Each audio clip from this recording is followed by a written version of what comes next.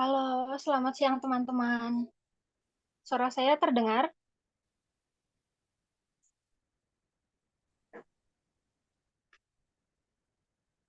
Terdengar. Oh iya. Dengar Kak, terdengar. Oke.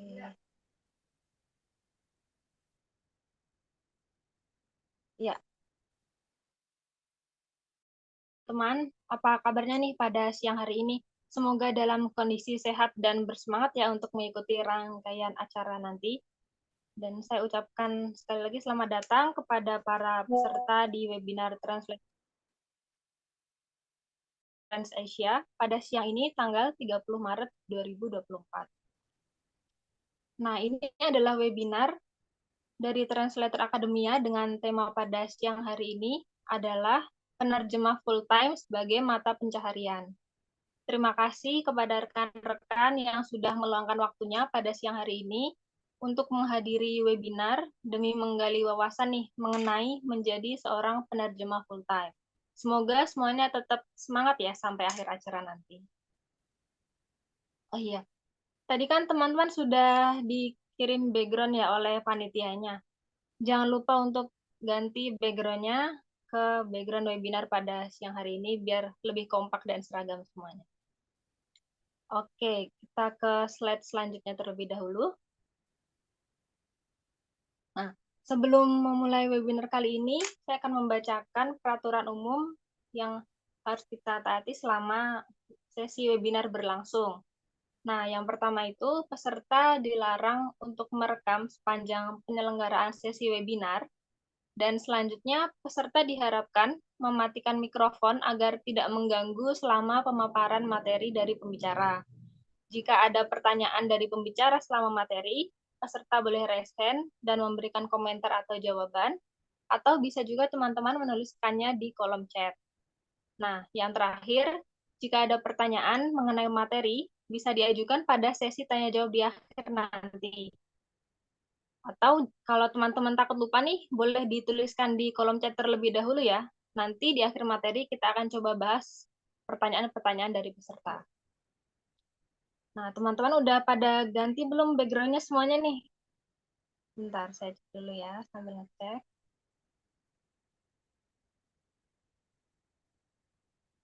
Nah, yang belum pada ganti silahkan diganti ya. Yang mau on cam juga silahkan. Kalau misalkan nggak bisa on cam, diganti dulu aja nggak apa-apa background-nya. Biar seragam dan kompak semuanya. Benar ini. Oke. Ya, kita ke slide selanjutnya. Nah, pertama-tama izinkan saya nih untuk memperkenalkan diri terlebih dahulu. Saya adalah Umi Azizah atau biasa dipanggil Umi yang akan menjadi moderator pada siang hari ini. Dan saya sendiri adalah seorang penerjemah yang memulai karir di bidang penerjemahan pada tahun 2022 lalu bersama dengan Digital Trans Asia.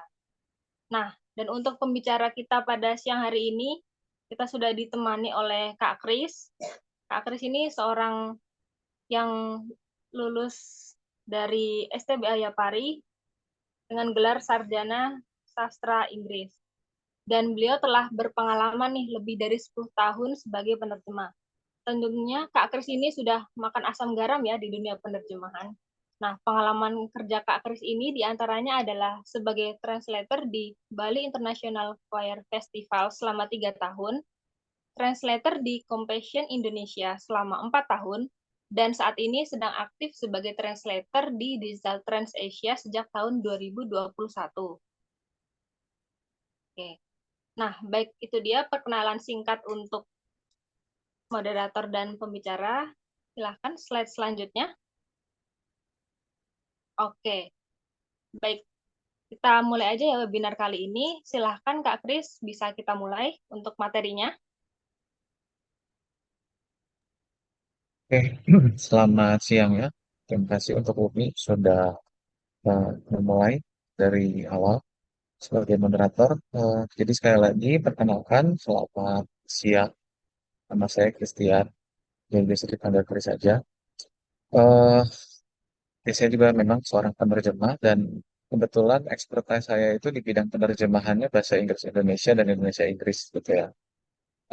Cuma apa yang akan dibahas di sini tidak akan hanya mengcover itu, karena kita memang fokus tentang dunia penerjemahan itu sendiri, tentang ya pengalaman saya dan apa yang saya pelajari selama lebih dari 10 tahun dalam bidang penerjemahan, profesi penerjemahan itu seperti apa gitu loh. Semoga apa yang bisa disampaikan kali ini bisa menjadi bekal atau istilahnya menjadi insight buat teman-teman di sini. Mungkin ada yang sudah jadi penerjemah atau mungkin baru mau jadi penerjemah. Ya semoga kegiatan webinar kali ini bisa jadi sesuatu yang bermanfaat ya. Saya juga mengucapkan semangat juga buat teman-teman yang masih berpuasa gitu ya. Semoga ini bisa jadi kegiatan yang positif untuk dilakukan selama menjalankan bulan puasa ini. Oke, selanjutnya kita akan masuk ke slide yang berikutnya. Oke. Ya, jadi saya langsung masuk ke dalam topik aja ya. Saya langsung masuk ke dalam topik. Jadi tema yang diberikan kepada saya itu adalah penerjemah full time sebagai mata pencarian. Oke, jadi kalau kita bicara penerjemah full time sebagai mata pencarian, memang penerjemah full time itu ya salah satu profesi yang ada juga, seperti profesi-profesi di luar sana yang kita semua ketahui gitu ya. Cuma mungkin eh, tidak terlalu dikenal.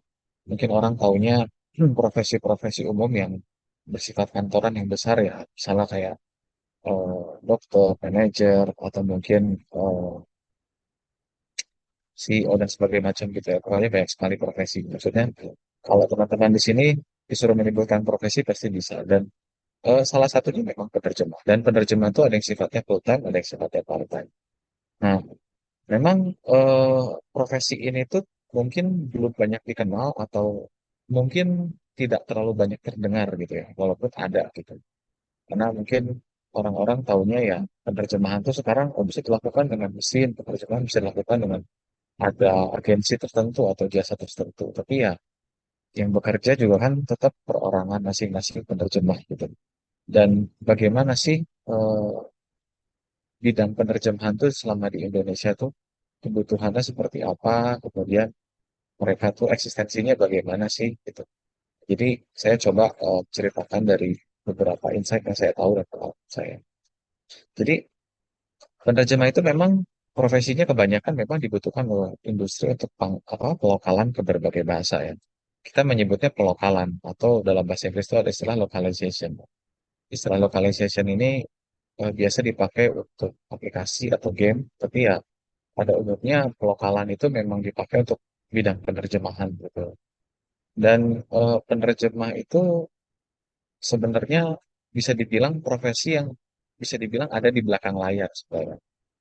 Kalau kita mau dibilang di belakang layar karena mungkin nggak gitu kelihatan di depan karena pekerjaannya memang kalau penerjemah itu khususnya untuk teks gitu ya, penerjemah teks biasanya memang dia bekerjanya ya di belakang layar atau mungkin di depan komputer atau di kantor atau dimanapun sebenarnya tapi memang tidak terlalu kelihatan gitu orang tuh taunya udah jadi gitu gitu kan.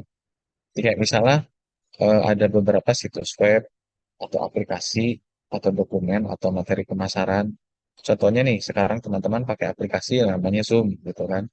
Zoom itu sekarang udah ada yang versi bahasa Indonesia. Yang mengerjakan siapa ya penerjemah, gitu kan. Penerjemahnya dari mana? Dari berbagai bahasa, banyak sekali. Gitu.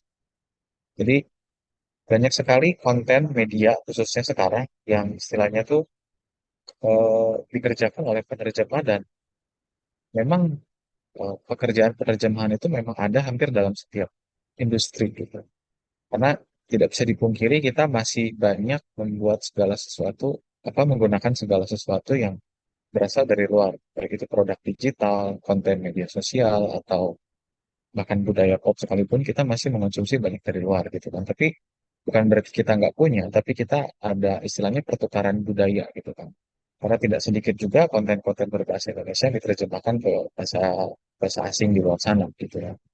Ini dalam konteks ini saya bicara tidak hanya Inggris Indonesia ya, tapi eh, banyak bahasa lain yang sekarang kita gandrungi gitu. Kayak misalnya sekarang tuh budaya Korea itu kan populer ya. Dan penerjemahan dari bahasa Korea ke Indonesia, Indonesia Korea itu juga banyak sekali gitu kan. Karena kebutuhannya tinggi gitu kan. Kemudian seperti misalnya teman-teman mungkin menyukai grup musik tertentu dari Korea, terus liriknya masih dalam bahasa Korea, tapi ada komunitas-komunitas atau penerjemah-penerjemah ya freelance atau misalnya mereka sukarelawan yang menerjemahin liriknya atau konten videonya. Nah, itu juga sebenarnya salah satu bagian dari apa pekerjaan sebagai penerjemah gitu. Cuma kalau bicara soal full time sebagai mata pencaharian mungkin itu beda lagi. Karena ada orang-orang yang menerjemahkan sebagai hobi aja, tapi ada juga yang diseriusin banget sampai akhirnya jadi mata pencaharian. Ya, jadi memang dibutuhkan oleh industri penerjemah. Situs web, aplikasi, dokumen, materi pemasaran, khususnya kayak dokumen itu memang apa ada urusannya dengan hukum gitu ya, karena mereka menerjemahkan hal-hal yang sifatnya formal, tidak boleh ada kesalahan, ada pertanggungjawaban khusus gitu. Ya.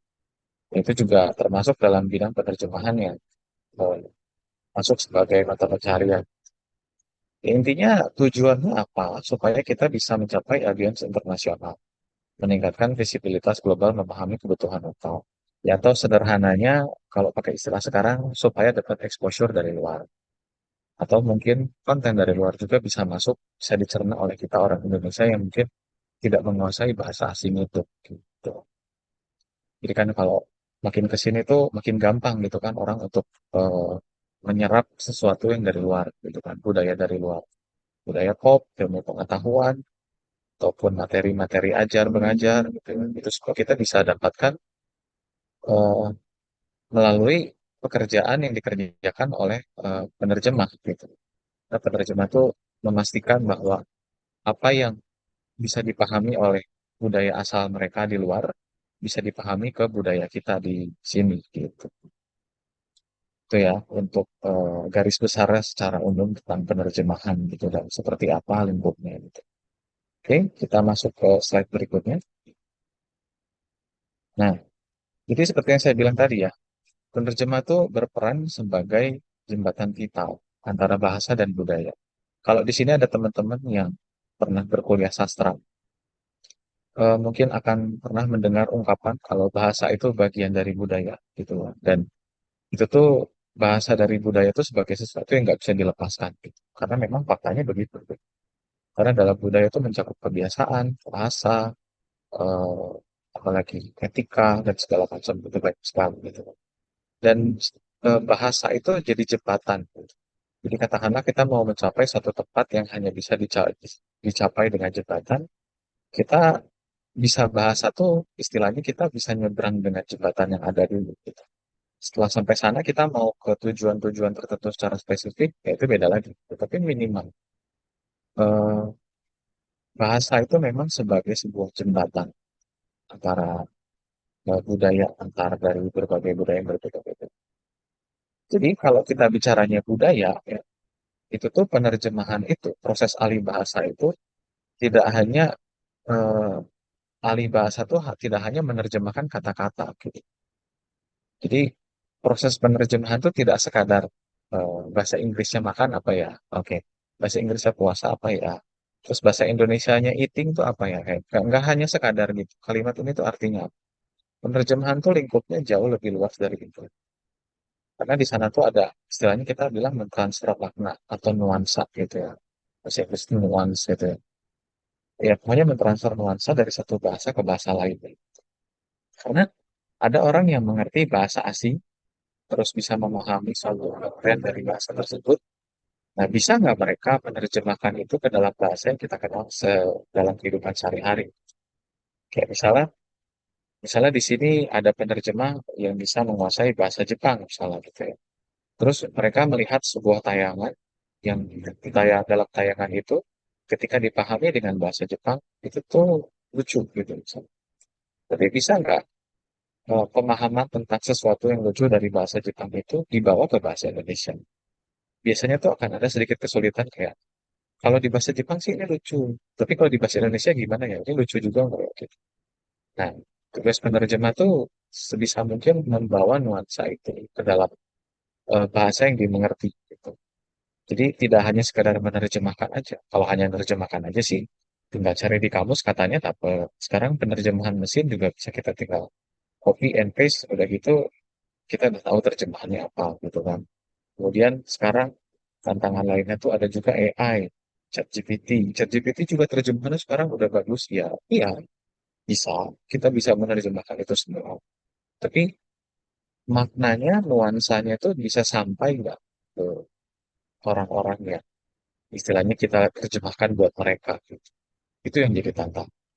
Jadi eh, istilahnya penerjemah tuh bisa aja banyak gitu, tapi penerjemah yang benar-benar baik yang bisa menangkap maksud, makna dan nuansa tuh mungkin yang masih harus banyak belajar lagi gitu. Karena saya pun pengalaman saya pun awal-awal jadi penerjemah tuh saya merasa bahwa oh saya kemampuan saya bahasa saya bisa kok memahami ini gitu. Tapi kesulitan nanti begitu dibawa ke bahasa sasaran itu kayak dari Inggris ke Indonesia ngerti tapi dibahasain atau dirakai ke dalam bahasa Indonesia nya gimana? Itu yang jadi tantangan. Jadi eh, apa tidak sesederhana kedengarannya gitu. Sebenarnya sih gitu ya, tidak sesederhana kedengarannya. Teman-teman yang pernah terlibat dalam bidang penerjemahan, teman-teman yang mungkin pernah belajar bahasa, pasti akan merasakan hal yang sama. Kalau ya, penerjemahan itu tidak semudah itu. Itu yang harus dipahami gitu. Kalau misalnya kita lihat di mana ya, di internet ya, media sosial, terus kita lihat ada, aku jual jasa terjemahan, ya, eh, jasa terjemahan, kalau gitu harganya segini bisa beres dalam waktu segini gitu. Cuma sebenarnya gini, kita tidak kayak maksudnya seorang kayak penerjemah seperti saya juga bukan tidak mengizinkan orang-orang mencari usaha seperti itu gitu. Cuma kadang kami menyayangkan kalau misalnya kualitas terjemahan yang diberikan tuh terkesan asal jadi, kurang ada riset gitu ya, kurang ada pendalaman pemahaman sesuatu, kira hanya jadi terjemahan instan yang asal jadi gitu. Ya sayang gitu sebenarnya. Karena apa sih bedanya penerjemah baru, penerjemah mesin sama penerjemah yang udah lama berkecimpung dalam dunia penerjemahan? Ya istilahnya, ya pengalaman pasti akan membedakan gitu. Dan istilahnya dari pengalaman itu akan bisa kelihatan mana sih terjemahan yang versi ya penerjemah yang udah bagus dengan yang biasa aja gitu. Kita bisa lihat dari sana. Gitu. Tapi ya intinya adalah penerjemah itu berperan sebagai jembatan antara bahasa dan budaya. Dan penerjemahan yang mereka lakukan itu nggak cuma kata-kata. Ya ada makna, bisa. Itu ya. Itu inti pentingnya di sana. Oke, kita lanjutkan ke poin berikutnya. Kita breakthrough ya, maksudnya kita perdalam lagi poin-poin dari yang tadi tentang jembatan gitu ya. Nah, jadi kalau bicara soal misalnya jembatan ya, kayak misalnya penerjemah dalam dunia bisnis global, ya penerjemah tuh ya perannya dalam dunia bisnis global komunikasi udah pasti gitu. Karena misalnya bisnis, transaksi, atau misalnya urusan jual beli, atau misalnya mungkin yang teman-teman sering lihat di televisi tapi mungkin tidak kelihatan, kayak misalnya pertemuan antar pejabat negara. Apakah pejabat negara kita tuh bisa berbagai macam bahasa? Misalnya kita ke tempat tertentu bahasa Inggris, ke tempat tertentu bahasa ini gitu ya. Belum tentu gitu. Karena mungkin sebenarnya di belakang layar tuh ada penerjemah lisan yang membantu mereka gitu. Itu juga salah satu bidang penerjemahan, gitu, lisan. Tapi ya intinya penerjemahan itu ya memang sifatnya luas sekali gitu. Tidak terbatas hanya apa yang kelihatan yang sering kali kita lihat sehari-hari aja gitu. Karena dalam dunia bisnis global itu peran penerjemahan tuh ya lebih lebih luas apa lebih luas lagi. Penerjemahan dokumen gitu ya, penerjemahan surat-surat perjanjian bisnis, surat-surat hukum dan segala macam. Terus kita membuat supaya apa pengalaman atau kasus-kasus itu tuh mungkin bisa dikenal ke dunia luar melalui proses penerjemahan dan sebagainya. Oke. Kemudian yang kedua, penerjemah itu membantu negosiasi, pertemuan, dan pertukaran informasi antara perusahaan-perusahaan dari berbagai negara. Yaitu ya, seperti yang saya bilang tadi. Cuma mungkin seringkali mereka itu tidak kelihatan di layar. Teman-teman bisa cari di YouTube gitu ya, tentang pengalaman interpreter profesional yang menerjemahkan untuk pejabat-pejabat negara gitu. Itu bisa kelihatan.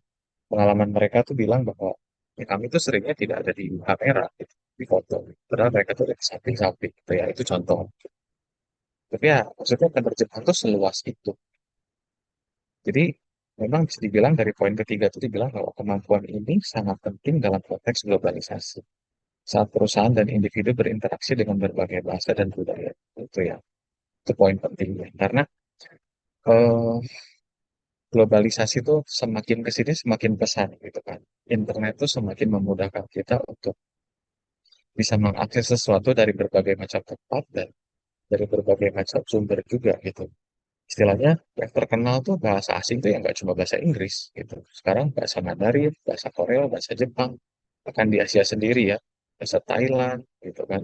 Kita mungkin teman-teman yang ke daerah barat bahasa Eropa, yang semacam ya Spanish atau ya dan sebagainya gitu ya. Karena pengetahuan kita terbatas kalau kita hanya mengetahui satu bahasa gitu. Karena penerjemah itu ada untuk membantu eh, hal-hal yang ada di negara lain dalam bahasa lain itu bisa sampai ke bahasa kita supaya kita bisa belajar dari itu semua. Jadi goalnya itu adalah kita memperkenalkan atau membuat jembatan untuk ilmu pengetahuan, untuk eh, bisnis, untuk perdagangan, untuk komunikasi, supaya orang-orang tuh bisa mengakses banyak hal yang ada di luar bahasa Indonesia. Sekalipun mereka belum belajar bahasanya. Terjemah di situ jadi jembatan gitu ya. Oke. Nah, sekarang misalnya dari poin-poin tersebut, dari apa yang sudah saya paparkan gitu ya. Mungkin ya di sini ada yang mungkin baru mau jadi penerjemah atau mungkin ada yang sudah jadi penerjemah, mungkin mulai berpikir kira-kira syaratnya apa sih untuk jadi penerjemah gitu ya. Nah, sekarang kita lihat di slide berikutnya nih. Kita next di slide berikutnya. Oke. Nah, yang berikutnya ini tentang syarat-syarat penerjemahan. Jadi syarat-syarat jadi penerjemah itu sebenarnya simpel ya. Paling paling umum tuh adalah ya kita harus menguasai bahasa, kemampuan bahasa. Jadi kalau dibilang memiliki kemampuan bahasa itu tuh tidak hanya satu sisi ya, tidak hanya satu sisi karena kan penerjemahan tuh melibatkan dua bahasa. Misalnya kayak dalam konteks ini saya ngomongnya bahasa Inggris, bahasa Indonesia. Oke. Nah, kemampuan bahasa yang dimiliki itu tidak boleh berat sebelah. Misalnya Inggrisnya bagus, oke. Bisa nih jadi penerjemah, Indonesianya bagus nggak? Gitu. Karena nggak bisa hanya satu aja. Justru selalu disarankan, bahkan ya, dalam kebahasaan tuh, bahasa sasaran itu harus jauh lebih bagus kemampuan bahasanya dibanding bahasa sumber. Kenapa? Karena misalnya gini, saya kasih contoh kasusnya. Misalnya ada orang atau teman atau siapapun yang kita kenal punya kemampuan berbahasa Inggris yang sangat bagus gitu ya. Setiap hari dia mengkonsumsi konten berbahasa Inggris, berkomunikasi dengan bahasa Inggris misalnya. Terus komunikasinya secara verbal udah sangat mengalir gitu ya, udah sangat fasih, fluent dengan IELTS 8 mungkin atau TOEFL sempurna atau apapun. Nah, tapi kemampuan berbahasa Indonesia dia tuh pas-pasan. Maksudnya tuh kayak merangkai kalimat agak susah gitu ya. Atau misalnya dia kurang memahami diksi bahasa Indonesia yang terbaru gitu. Itu akan jadi masalah. Kayak misalnya nanti dia ketika dia menerjemahkan sesuatu, nanti akan ada kalimat-kalimat kayak gini. Ini tuh bahasa Indonesia apa ya? Aduh, aku bingung deh. Kayaknya bahasa Indonesia tuh ada yang nggak pas menggambarin kata ini. Itu jadi problem sebenarnya. Kalau dalam bahasa tuh kita mengenal ada istilahnya code mixing sama code switching. Code mixing tuh kalau misalnya ngomong bahasa asing tuh dicampur-campur. Ya ini slang bukan maksud menyudutkan ya. Cuma kayak yang terkenal tuh kayak bahasa Jakarta Selatan misalnya. Bahasa Inggris Indonesia itu campur-campur gitu ya. Itu contoh gitu. Itu contoh code mixing. Karena yang baik itu seharusnya switching. Jadi dia bisa mengganti bahasanya sesuai dengan kebutuhan yang perlukan. Kita harus bahasa Inggris semua, Indonesia, Indonesia semua. Nah, jadi kemampuan bahasa itu sebisa mungkin harus seimbang antara sumber dan sasaran. Misalnya kalau Inggris, Indonesia, Indonesia, Inggris, dan seterusnya. Karena kalau hanya satu aja, nanti akan ada problem di rangkaian, apa ketika merangkai kalimatnya, pemilihan katanya, pemilihan apa, pemahaman budayanya. Gitu. Kalau misalnya dari Indonesia ke Inggris, misalnya kalau yang tadi orang teman kita yang sangat mahir dalam bahasa Inggris gitu, mungkin kalau dari Indonesia ke Inggris itu mungkin buat dia akan lebih mudah karena oh saya sudah menguasai tata bahasa bahasa Inggris dengan berbagai macam diksinya jadi tidak susah gitu. Tapi Inggris Indonesia ya beda lagi. Jadi selalu disarankan memiliki kemampuan bahasa itu tuh harus seimbang. Bahkan kalau bisa bahasa sasarannya harus jauh lebih baik lagi. Kayak misalnya bahasa Korea ke bahasa Indonesia. Oh iya, di Korea tuh ada istilah ini, tapi bahasa Indonesianya tuh apa ya? Saya bingung. Kayak gitu. Satu hal-hal seperti itu. Gitu. Kemudian yang kedua itu adalah spesialisasi dalam bidang tertentu. Nah, spesialisasi dalam bidang tertentu ini terkait sama poin yang ketiga tentang kemampuan riset dan pembelajaran. Maksudnya tuh gimana? Maksudnya gini, ya penerjemahan itu kan kita nggak hanya nerjemahin cerita atau mungkin dialog sehari-hari, tapi kita bisa jadi menerjemahkan ilmu pengetahuan atau misalnya referensi terhadap satu budaya gitu ya. Contoh, misalnya contoh. Misalnya kita sedang menerjemahkan jurnal. Oke, misalnya di sini ada teman-teman kedokteran atau farmasi gitu ya. Yang kadang kalau membaca resource itu buku-buku yang mereka pelajari itu dalam bahasa Inggris. Gitu ya. Nah, kalau penerjemah istilahnya sedang bergelut dalam penerjemahan medical journal, misalnya jurnal medis atau buku-buku medis, mau nggak mau penerjemah itu harus banyak riset tentang istilah medis yang berlaku di bidang itu.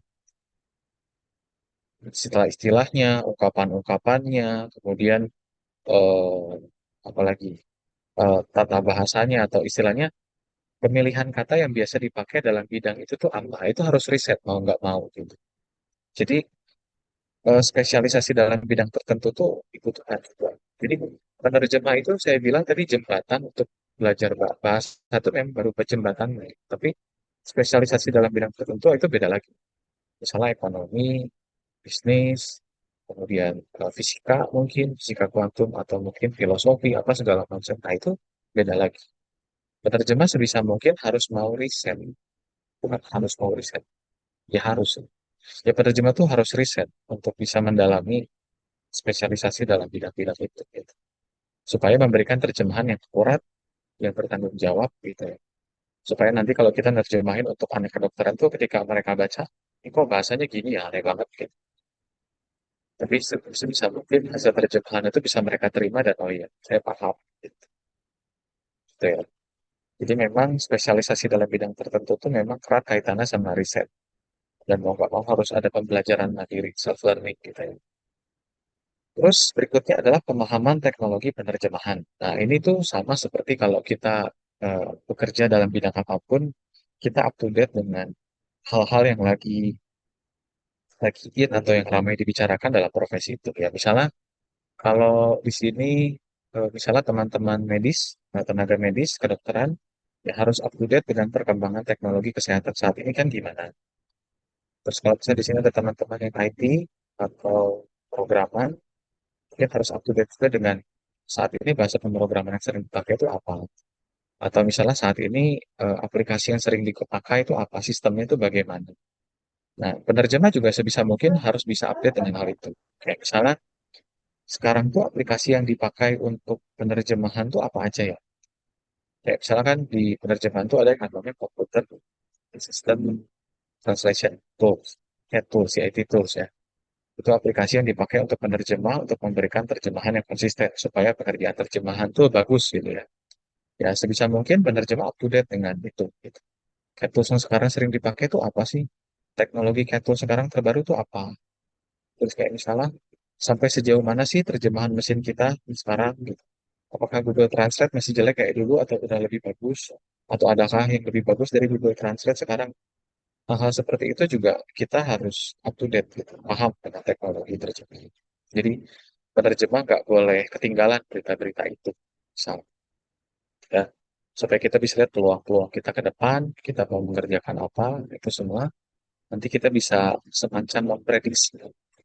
Ya, setiap profesi saya rasa harus up to date dengan bidangnya masing-masing, termasuk penerjemahan. Kemudian poin yang kelima adalah tentang komitmen terhadap profesi. Ya, kalau komitmen udah pasti ya.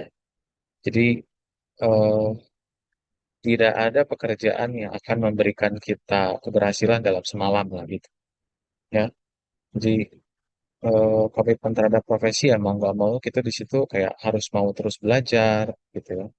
Di situ tuh ada harus kita mau terus up to date, harus merasa ya kurang, maksudnya supaya kita harus selalu mau dievaluasi dan seterusnya. Jadi komitmen terhadap profesi ya salah satunya bentuk kedisiplinan kita dengan profesi yang kita geluti ya. Dan dalam bidang penerjemahan juga ada. Kita belajar terus, belajar mandiri, terus meningkatkan kualitas terjemahan gitu. terus membaca referensi perbandingan terjemahan orang lain, atau misalnya kayak membaca buku-buku terjemahan, kayak melihat eh, editor-editor atau penerjemah-penerjemah dari penerbit besar itu mereka gaya penerjemahannya seperti apa, itu kita belajar seperti itu. Itu salah satu bentuk komitmen terhadap profesi, terhadap eh, kerjaan. Oke, itu yang tentang syarat-syarat untuk. Oke, baik kita lanjutkan ke poin berikutnya. Nah, kalau bidang kerja penerjemahan sendiri, ya sebenarnya ini balik lagi ke poin pertama yang tadi di slide awal ya. Karena penerjemahan itu dibutuhkan dalam berbagai aspek dan bidang. Di bidang kerja ini juga memang eh, yang umum ada tuh di bagian-bagian ini ya gitu. Pertama, hukum dan kediplomatan. Dua, pendidikan dan akademisan. Untuk dua poin di atas ini tuh memang eh, apa ya, pertanggungjawaban penerjemahan itu tinggi gitu. Makanya ada istilah penerjemah tersumpah gitu ya.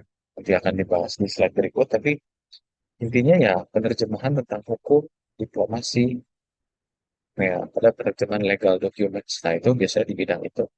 Pendidikan, akademisi itu biasanya untuk penerjemahan kayak jurnal, kemudian buku-buku ajar, bahan ajar, materi ajar gitu ya.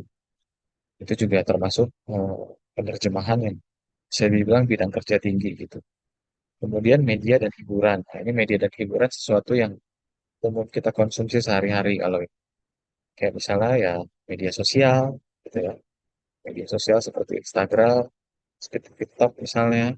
Kan sekarang sudah ada versi bahasa Indonesia itu. Itu kan salah satu bentuk penerjemahan yang sederhana gitu. Terus kalau hiburan ya misalnya kayak eh, drama dari negara lain yang kita bisa tonton atau anime yang kita tonton, terus subtitlenya atau ya subtitle itu udah dalam bahasa Indonesia atau mungkin ada beberapa tayangan yang udah dubbing Indonesia, nah itu juga itu kan ada proses penerjemahan di sana gitu, hiburan. Atau misalnya di sini ada yang suka baca webtoon, manga atau apa, ya itu juga mungkin ada yang diterjemahkan, nah itu juga kan mungkin di situ ada proses penerjemahan terjadi gitu. Profesi penerjemah ya di situ hadir gitu, seperti itu.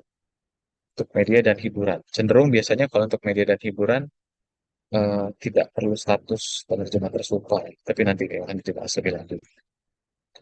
Kemudian teknologi dan pengembangan perangkat lunak. Nah, ini juga sama ya. Jadi kayak di HP misalnya aplikasi Android atau iPhone, aplikasi itu udah ada dalam versi bahasa Indonesia, ya itu yang mengerjakan siapa ya pasti penerjemah. Gitu. Jadi istilahnya sekarang tuh sangat besar, sangat luas gitu untuk penerjemah itu masuk ke segala bidang. Pasarnya itu selalu ada. Cuma ya untuk masuk ke sananya memang perlu apa ya namanya? Ya, kita harus mensiasati diri untuk memberikan terjemahan yang baik dan punya komunitas tersendiri itu. Tapi nanti akan dibahas lebih lanjut ya. Oke, kita masuk ke slide berikutnya. Next. Oke. Nah, ini tentang penerjemah tersumpah ya, yang tadi saya bilang. Jadi memang ada istilah penerjemah tersumpah. Jadi penerjemah tersumpah itu apa? Intinya penerjemah tersumpah itu penerjemah yang udah mengikuti uji kompetensi atau uji uji kualifikasi penerjemah kalau nggak salah dari KPK. Mereka yang udah lulus itu nanti disumpah oleh menteri. Dan kalau nggak salah tuh di bawah pemerintahan hukum dan hak asasi manusia gitu. Kalau di Indonesia itu di bawah itu hukum dan HAM. Karena penerjemahan yang apa, perlu dipertanggungjawabkan itu yaitu yang tersumpah itu yaitu tentang legal documents apa bidang hukum gitu ya, tentang dokumen-dokumen resmi yang tidak boleh ada salah interpretasi gitu. Cuma ada sertifikasi dari Himpunan Penerjemah Indonesia kayak gitu. Pokoknya itu dokumen yang berkaitan dengan hukum secara langsung kayak undang-undang, peraturan, dokumen pengadilan gitu. Itu harus pakai penerjemah tersumpah. Karena tidak semua dokumen hukum itu apa ya bisa sembarangan diterjemahkan gitu. Karena nanti juga ada kaitannya sama bidang lain kayak medis, humaniora, lingkungan hidup gitu. Terus kayak misalnya perjanjian jual beli, akte tanah, perjanjian kerjasama gitu. Karena kalau misalnya nanti ada masalah dalam penerjemahan, ada interpretasi yang salah, penerjemah biasa tuh nggak ada wewenang atau tanggung jawab sama urusan itu. Gitu. Jadi dokumen hukum tuh udah pasti eh, banyak hubungan, apa banyak pertimbangan dan pertentangan. Jadi nggak bisa sembarangan penerjemah biasa yang mengerjakan ini. Gitu. Dan kalau teman-teman lihat sendiri di slide-nya, ini prosesnya, tata caranya, persyaratannya, gitu ya. Dan informasi ini tuh bisa diakses di eh, website Kementerian Hukum dan HAM gitu ya, tentang pengambilan sumpah penerjemah tersumpah gitu. Banyak bisa dicari informasi. Gitu. Oke, bisa slide berikutnya. Di slide berikutnya ada sedikit tata cara. Nah ini, mekanisme proses pemeriksaannya gimana gitu ya. Kita harus siapin paperwork dulu, dokumen-dokumen yang perlu disiapkan gitu ya. Nanti, nanti pelaporan, nanti diproses, dianalisa, nanti ada tesnya atau segala macam, ada persetujuan dan ya ini juga biayanya juga tertera di slide. Tapi ini informasi yang sebenarnya bisa teman-teman bisa cari. Tapi yang mau saya sampaikan adalah memang ada profesi penerjemahan yang bisa dikatakan penerjemah tersumpah gitu. Karena kalau untuk dokumen-dokumen resmi seperti yang saya bilang tadi itu tidak boleh penerjemah biasa yang menerjemahkan. Sebenarnya bisa, cuma kalau nanti ada urusan hukum, salah interpretasi, kemudian ada urusan ya pokoknya hukum urusannya semua hukum itu akan repot. Jadi kalau non tersumpah tuh kayak artikel internet, konten game, subtitle, atau komik, ya itu masih bisa non tersumpah. Tidak harus gitu ya. Kalau itu mungkin lebih lihat ke portofolio atau pengalaman penerjemahan saja. Gitu. Untuk bagian itu. Ya, itu tentang penerjemah tersumpah. Eh, selanjutnya di slide berikutnya. Oke. Nah, sekarang kita masuk lagi ya ke tentang keahlian penerjemah. Jadi kan persyaratannya udah tadi ya. Dan salah satu persyaratannya itu tentang kemampuan bahasa, keahlian berbahasa. Nah, jadi gini, kalau bicara soal keahlian dalam penerjemahan, itu kita perlu yang namanya adaptabilitas atau apa ya, keluasan atau nanti saya lanjutkan ya. Tapi gini intinya. Jadi karena bahasa itu bagian dari budaya, gitu ya. Mau nggak mau kita harus paham juga dengan budaya dari bahasa setempat, gitu. Karena di dalam bahasa itu ya maksudnya di dalam bahasa itu dia mencakup istilah-istilah atau pemilihan kata yang ada hubungannya dengan kebiasaan dari bahasa itu tersebut gitu. Kayak misalnya contohnya, kalau dalam bahasa Inggris, itu penggunaan kata ganti you, kata ganti you, yang kita bisa terjemahkan jadi kamu, gitu ya, atau kita bisa ganti juga jadi Anda, gitu ya. Itu kan umum dipakai, gitu kan. Kayak misalnya kita ngomong ke orang yang lebih tua, atau ke guru, atau ke orang tua, kita ngomong you itu mungkin masih dianggap biasa saja kalau dalam bahasa Inggris. Konteks bahasanya bahasa Inggris. Tapi sekarang kalau kita ganti konteks bahasanya dalam bahasa Indonesia, kita ngomong sama orang yang lebih tua, orang tua kita sebut kamu, kan jadi nggak sopan tuh. Atau kalau kita sebut Anda, kayak canggung banget gitu manggil orang tua kayak kata Anda. Biasanya tuh kalau ganti Anda tuh antara lagi emosi atau lagi ada ribut khusus gitu kan. Nah, kepekaan kebiasaan budaya ini yang kita perlu pahami juga ketika kita mau menerjemahkan, mengerjakan terjemahan. Karena eh, mau tidak mau gitu ya. Kalau kita tidak terbiasa untuk mengadaptasi kebiasaan dalam budaya ini, dalam penerjemahan, ya hasil terjemahan kita jadi akan tidak bagus juga gitu. Ada istilah-istilah yang susah aja gitu nanti gitu. Kayak misalnya sekarang, kita dalam bahasa Indonesia punya beberapa seruan kayak lah, loh, sih gitu ya.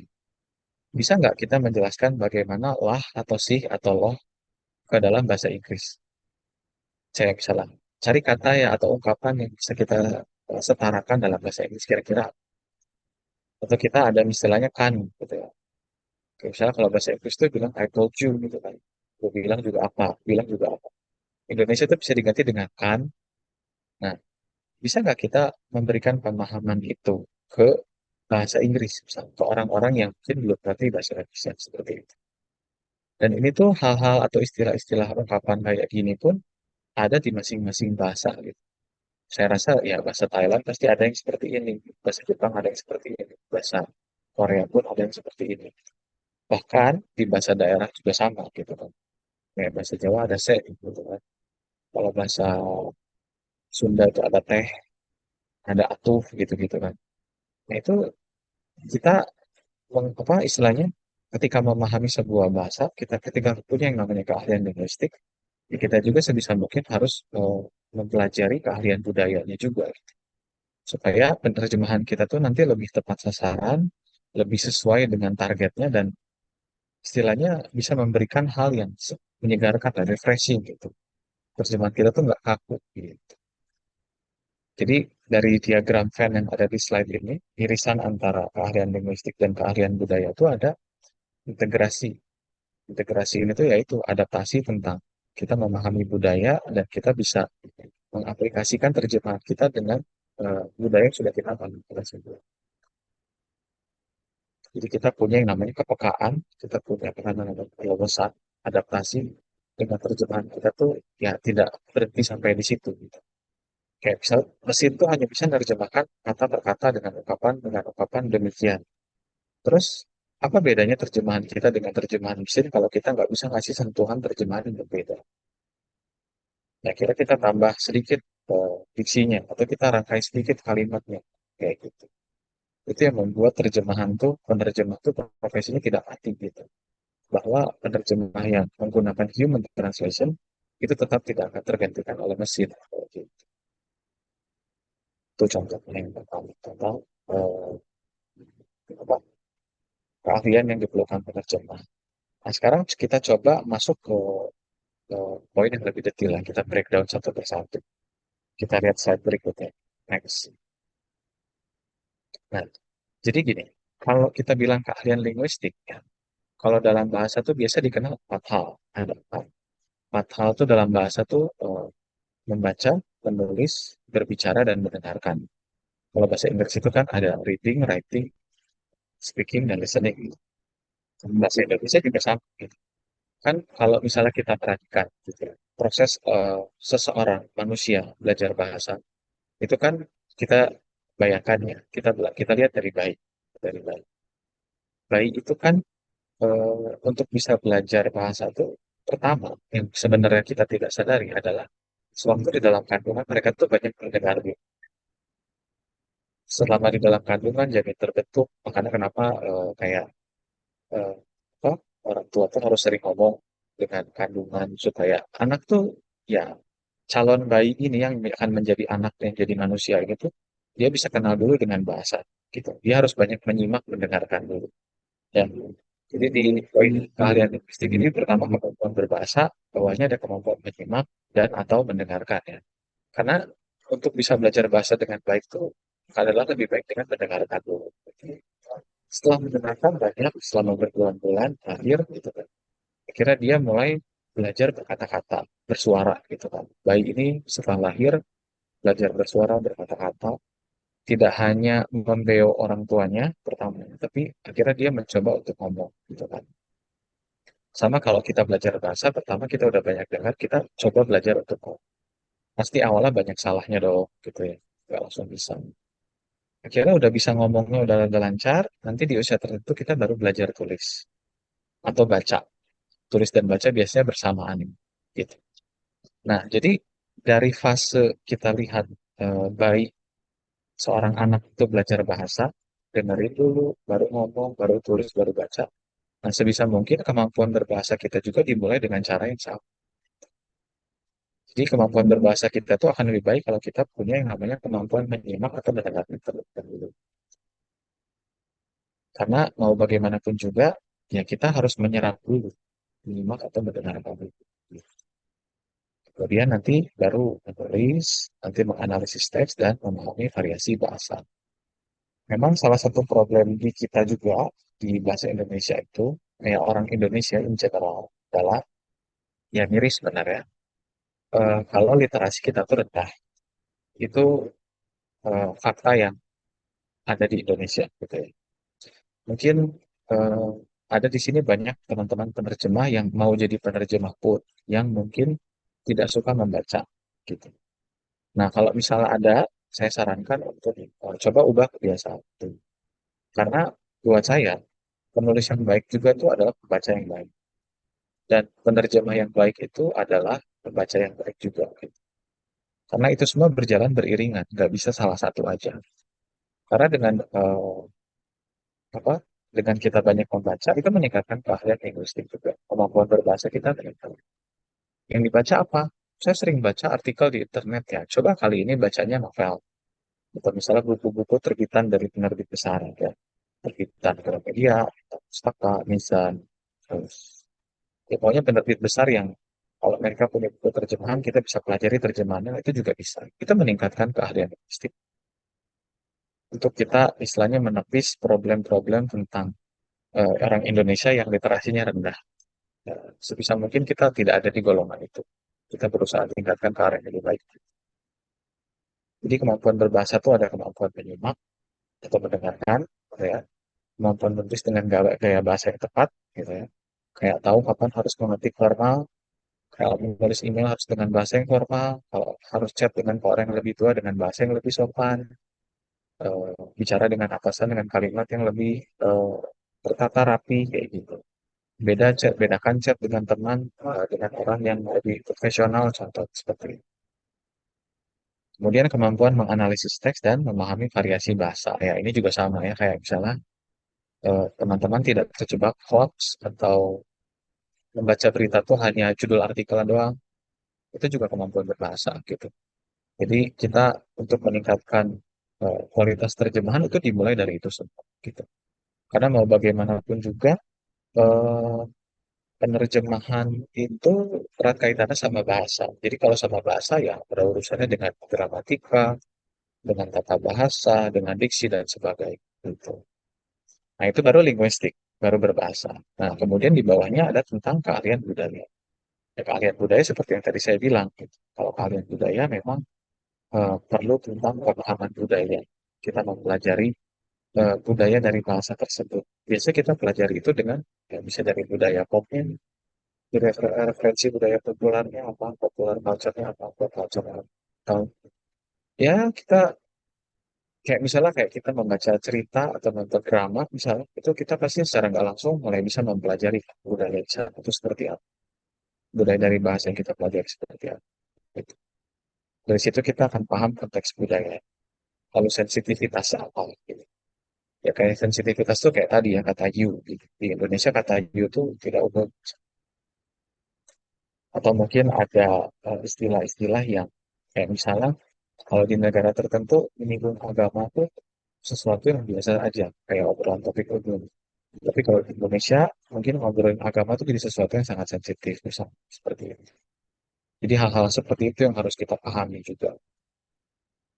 Penyesuaian terhadap gaya komunikasi, fleksibilitas dan adaptabilitas ya itu juga ya. Jadi kita juga harus lihat penyesuaian budaya kayak misalnya generasi juga ngaruh kayak misalnya generasi muda di Amerika dengan generasi muda di Indonesia sama nggak? Generasi muda di Jepang dengan di Indonesia sama nggak? Pasti ada perbedaan. Gitu. Kayak misalnya kita nerjemahin eh, cerita misalnya novel gitu ya. Nah, kalau kita paham target audiens di misalnya kita nerjemahin sebuah novel berbahasa Jepang gitu ya. Novel itu tuh kalau dalam bahasa Jepang target audiensnya memang remaja usia 16 sampai 23. Pas itu udah lebih tua ya. Ya, 16 sampai 16 tahun ke atas lagi. Tapi dengan konten yang sama, ketika kita terjemahkan, bisa diterima nggak dengan remaja usia 16 tahun ke atas di Indonesia? Kalau misalnya nggak bisa, apakah kita harus eh, tone down bahasanya, apa kita sederhanakan, kita ganti dengan diksi yang lebih sopan, lebih halus, bisa dipahami usia 16 tahun atau gimana? Itu strategi penerjemahan gitu. Gitu. Jadi keahlian linguistik dan budaya itu memang komponen dasar untuk kita bisa menghasilkan terjemahan yang lebih baik gitu ke depannya. Gitu ya. Oke, itu tentang keahlian linguistik dan budaya. Selanjutnya, kita masuk ke irisan ketiga di slide berikutnya. Nah, kalau di sini, integrasi keahlian linguistik dan budayanya nambah satu lagi tentang kreativitas. terus ada penggunaan idioma dan ekspresi budaya, terus ada konsistensi apa? Konsistensi makna dan gaya bahasa. Nah, jadi setelah kita misalnya sudah menguasai bahasanya, bahasa sumber dan bahasa sasaran, gitu ya. Terus kita sudah memahami eh, kebudayaan, kita sudah bisa beradaptasi dengan kebudayaan dari bahasa sumber dan bahasa sasaran. Kemudian tugas selanjutnya itu adalah tingkatan kreativitas. Poin berikutnya itu ada tingkatan kreativitas. Karena ada orang yang sudah menguasai bahasa, menguasai budaya, tapi kalau kurang kreatif kadang terjemahannya stuck di situ-situ aja, gitu. Kreativitas dalam penerjemahan juga perlu. Kayak, kayak misalnya kita tidak terlalu mengikuti rangkaian kalimat dari bahasa sumber, kayak kita tidak terlalu mengikuti pola kalimat dari bahasa sumber. Akhirnya di bahasa sasaran itu kita kreasikan terjemahan kita jadi sesuatu yang lebih berbeda gitu ya. Tapi maknanya tidak jauh berbeda, bahkan sama. Nah itu tingkatan lebih lanjut tentang keahlian linguistik dan dalam penerjemahan. Karena nanti dalam kreativitas penerjemahan itu kita bisa rangkai kalimatnya dengan pakai idiom, dengan ungkapan, dengan peribahasa, atau dengan gaya bahasa tertentu. Gitu. Kayak misalnya kita di Indonesia tuh ada gaya bahasa yang kata tuh dibalik-balik. Kayak sabi, bisa tuh jadi sabi, gitu ya. Enak jadi kane, yuk jadi skuy, kayak gitu. Itu kan kebiasaan yang sebenarnya nggak tahu di bahasa lain tuh kayaknya nggak ada gitu. Orang Indonesia doang deh yang kayak gitu misalnya. Terus kita tuh bisa bikin ungkapan campuran dua bahasa kayak eh, zaman now gitu ya. Kita zaman now ya udah lewat sih masanya. Terus kayak ada sekarang juga ada memes kayak tahun lalu ada bercanda gitu ya. Terus sempet ada rame kayak eh, kamu nanya yang gitu-gitu kan. Nah, itu juga kita bisa pakai dalam kreativitas dalam penerjemahan gitu. Karena terjemahan kita tuh misalnya kita menerjemahkan sebuah cerita atau dialog gitu. Kemudian dialognya itu supaya ada kesan ini tuh anak muda atau up to date dengan apa yang terkini. Terjemahan kita tuh akhirnya kita incorporating memes gitu. Kita mau pakai memes atau sesuatu yang lagi catchphrase yang lagi rame sekarang gitu. Itu bisa aja dipakai. Itu udah masuk dalam kreativitas dalam penerjemahan. Gitu. Jadi terjemahannya tuh tidak hanya eh, istilahnya tuh lebih lanjut dari hanya sekedar alih bahasa.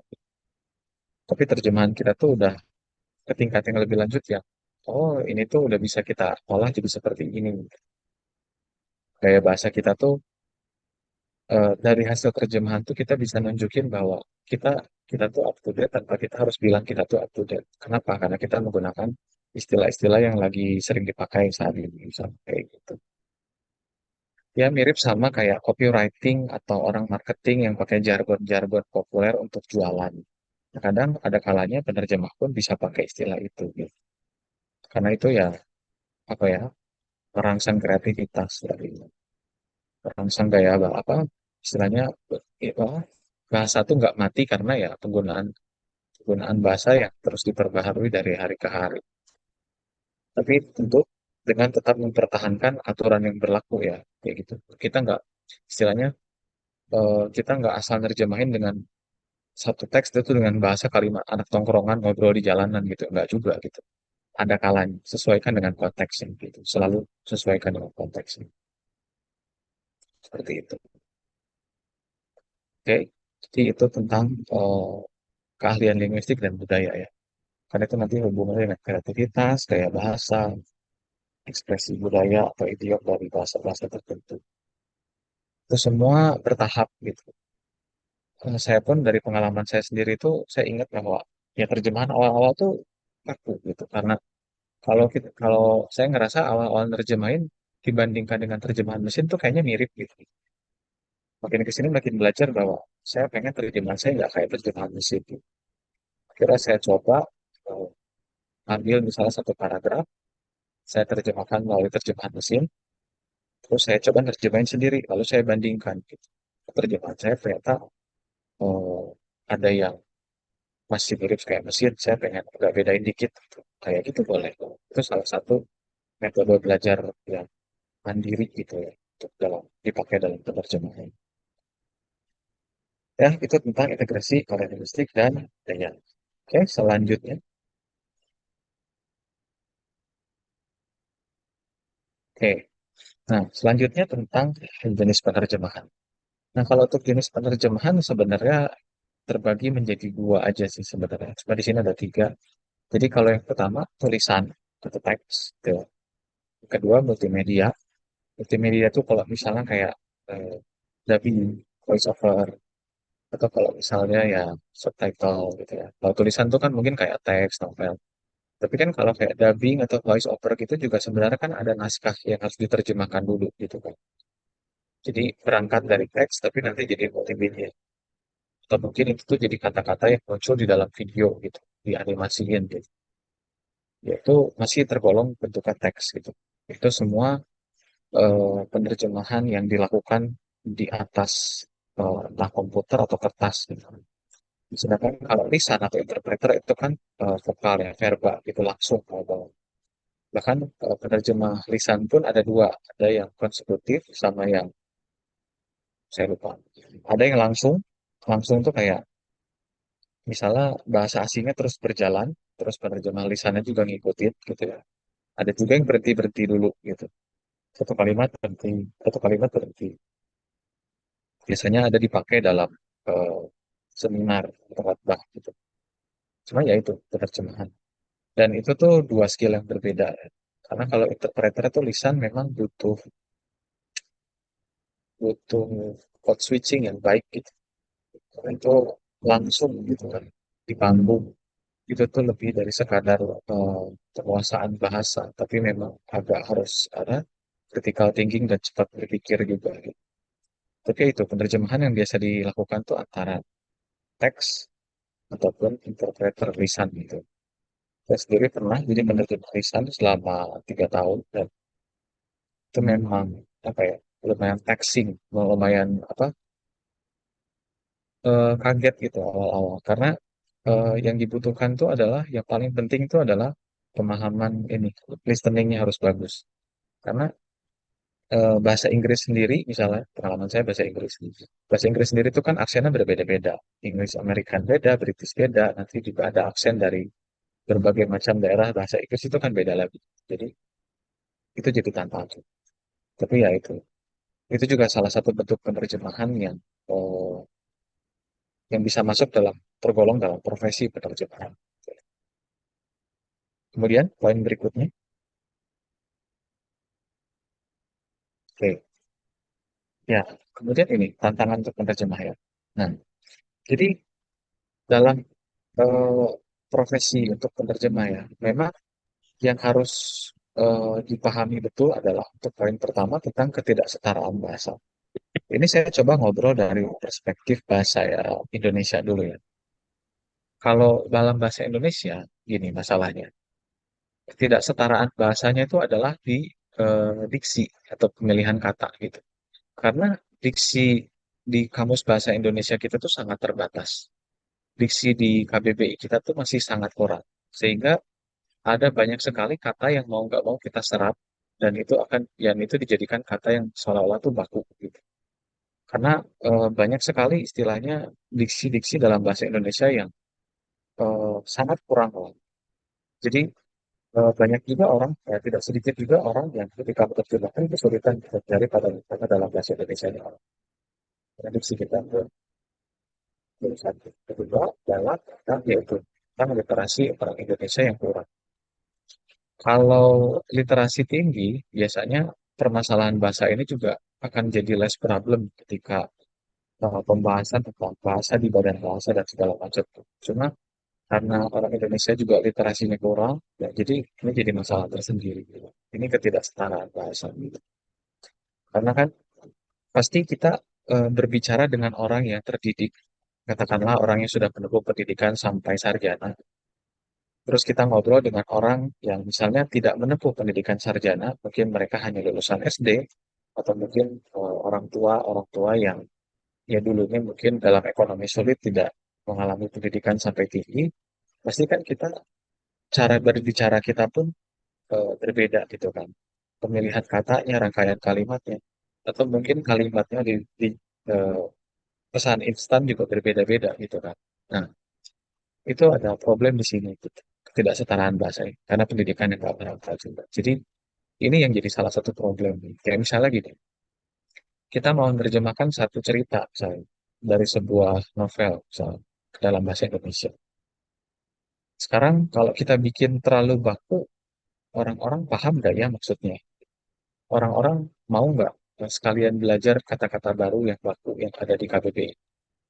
Atau kita ganti dengan kata-kata yang mudah dicerna aja deh, jangan terlalu panjang, supaya yang penting ceritanya ini sampai dibaca oleh orang-orang yang eh, diharapkan mau baca bukunya gitu. Nah, itu ketidaksetaraan bahasa itu yang jadi tantangan buat penerjemah. Karena pada akhirnya penerjemah itu harus memperhatikan aspek-aspek ini gitu. Kayak kita bisa nerjemahin dengan baik, betul. Tapi baiknya itu menurut siapa? Menurut pembaca, menurut penulis, atau menurut penerjemah? Itu yang harus dicari istilahnya benang merahnya, titik temunya gitu. Supaya terjemahan kita tuh yang kalaupun bagus bisa dipahami. Kalau misalnya bagus tapi nggak bisa dipahami juga tetap aja gitu problem. Jadi itu tantangan untuk terjemah yang pertama. Yang kedua tentang pemahaman budaya. Nah, pemahaman budaya juga sama ya. Ini kebetulan gitu ya. Kebetulan Indonesia itu terdiri dari berbagai macam suku dan bahasa gitu. Dan orang-orang tuh tumbuh di environment yang berbeda, lingkungan yang berbeda, sehingga pemahaman terhadap budaya yang juga berbeda-beda gitu. Yang pasti kayak budaya di Pulau Jawa, ya, budaya di Jawa Barat, dengan Jawa Tengah, mungkin beda. Budaya di daerah ibu kota dengan daerah istimewa Jogja mungkin beda. Eh, Pemahaman tentang budaya di Sumatera dengan di Nusa Tenggara Timur mungkin berbeda. Nah, orang-orang yang istilahnya besar di berbagai macam daerah berbeda juga pasti akan ada sedikit perlu yang namanya adaptasi dulu untuk bisa memahami budaya gitu. Jadi belajar bahasa Indonesia itu sulit ketika kita harus banyak belajar budaya dari bahasa daerah yang berbeda-beda, gitu. Kayak misalnya juga di daerah tertentu, misalnya di Kota Bandung misalnya, orang-orang tuh kadang bicaranya bahasa Indonesia campuran dengan bahasa Sunda. Kemudian kalau di daerah Kalimantan misalnya, mungkin mereka bahasa Indonesia sedikit dicampur dengan bahasa Melayu atau Mandarin gitu. Atau mungkin di daerah eh, Manado mungkin Sulawesi itu campurannya ada sedikit kayak Belanda Portugis gitu. Atau mungkin di timur aksennya berbeda dan sebagainya macam. Jadi pemahaman budaya ini kadang menimbulkan eh, misalnya pemahaman penerjemah berbeda-beda. Jadi maksudnya kayak gini misalnya. Misalnya seorang penerjemah yang besar di daerah Pulau Jawa, penerjemah yang besar di daerah Pulau Kalimantan, penerjemah yang besar di eh, daerah timur gitu ya. Pasti akan punya pemahaman yang berbeda tentang konsep bahasa Indonesia yang bisa dipahami pembaca itu bagaimana. Biasanya akan ada perbedaan. Walaupun bisa disatukan secara universal melalui bahasa Indonesia gitu. Aturan yang baku yang baik dan benar bahasa Indonesia. Tapi biasanya waktu proses bekerjanya, pemilihan kata, diskusi bahasanya itu biasanya akan ada sedikit perbedaan. Itu bukan jadi tantangan yang menyulitkan, tapi istilahnya di tantangan yang ada aja gitu. Mau nggak mau nanti harus dihadapi. Bisa dihadapi, tapi ya ada. Dan saya hanya menyampaikan bahwa permasalahan itu ada. Seperti itu. Kemudian ketegangan waktu dan tekan. Ini bicara soal kalau misalnya tuntutan ini ya, kayak misalnya deadline gitu ya. Kemudian kayak tingkatan kualitas gitu. Ini juga jadi problem ketika pengerjaan penerjemahan kalau misalnya dianggap sepele kayak misalnya terjemahan tuh gampang ya. Kalau kerjaan gitu doang sih saya bisa. Nah, kayak gini-gini kalimat-kalimat yang sebenarnya ini agak rusak gitu ya. Teman-teman yang bekerja desain mungkin pernah ngalamin juga gitu ya. Oh, desain seperti ini sih gampang gitu. Saya juga bisa. Oh, desain gini doang kok lama. Kan masalahnya tuh bukan di desainnya gitu kan, tapi di kreativitas dan prosesnya gitu kan. Di proses berpikirnya gitu. Dan ini yang kadang tuh nggak dimengerti oleh orang-orang yang mau menggunakan jasa penerjemahan gitu. Ini ada tantangan tersendiri gitu. Saya pengen terjemahannya yang bagus dan cepat. Ya, susah. Biasanya kalau bagus tuh nggak cepat. bisa sih, cuma ya biasanya nggak akan sebagus kalau yang lebih lama kayak gitu. Seperti itu ya. Kemudian yang keempat tentang perlunya keterlibatan subjek spesialis. Nah ini tuh maksudnya tentang gini, kalau kita mau mendalami satu bidang, gitu ya. Misalnya kita lagi nerjemahin jurnal tentang obat-obatan. Dan kalau kita riset sendiri bisa, tapi mungkin akan lebih mudah kalau kita riset bersama atau kita konsul dengan orang yang menggeluti bidang obat-obatan, misalnya apoteker mungkin. Nah, kalau kita konsul dengan mereka mungkin eh, akan lebih mudah gitu. Cuma masalahnya ya itu kadang tuh ada atau tidak gitu. Makanya diperlukan keterlibatan subjek spesialis. Orang yang mengerti hukum, orang yang mengerti eh, perundangan, perjanjian kerja, misalnya. Terus kita mau buat terjemahannya. Nah, kita harus konsul dengan orang-orang ini supaya eh, memberikan terjemahan yang lebih baik aja gitu. Tapi ya, balik lagi itu kayak jadi tantangan. Karena akan lebih baik kalau kita bisa konsul dengan orang-orang dengan bidang tersebut gitu ya. Kemudian berikutnya tentang tantangan komunikasi terkait suara dan intonasi. Nah, ini kalau teman-teman di sini ada yang pernah dengar dengan pekerjaan transcribing. Jadi transcribing itu mendengarkan sebuah video atau audio, kemudian ditulis, yaitu ngomong apa, terus diterjemahkan. Nah, itu kan diperlukan kemampuan listening, kemampuan mendengarkan yang baik, dan intonasi. Nah, ketika tidak menguasai eh, istilahnya kemampuan pendengar tidak maksimal, pasti akan kesulitan. Gitu. Karena ya itu tadi eh, bahasa asing pun punya aksen tersendiri gitu kan. Kalau kayak bahasa Inggris itu ya ada English British, ada American, ada eh, Australian, ada Singaporean, bahkan itu beda-beda gitu ya. Terus kayak misalnya kalau di Jepang juga ada dialek Osaka, dialek Tokyo, dialek apa itu kan beda juga gitu kan. Terus nggak tahu kalau di negara-negara lain, tapi yang pasti bahasa asing tuh punya dialeknya sendiri gitu. Ya misalnya mungkin bahasa Inggris yang diucapkan oleh orang India, nah, itu juga mungkin bisa berbeda. Nah, jadi itu juga jadi sebuah tantangan ketika harus memproses itu dengan kemampuan mendengar ini. Atau sebaliknya, mungkin di sini penerjemahnya itu adalah dia sebagai voice over. Dia harus mengucapkan sesuatu dalam bahasa asing, tapi harus harus bisa intonasinya juga. Nah, itu juga tantangan juga untuk penerjemah itu. Itu ya.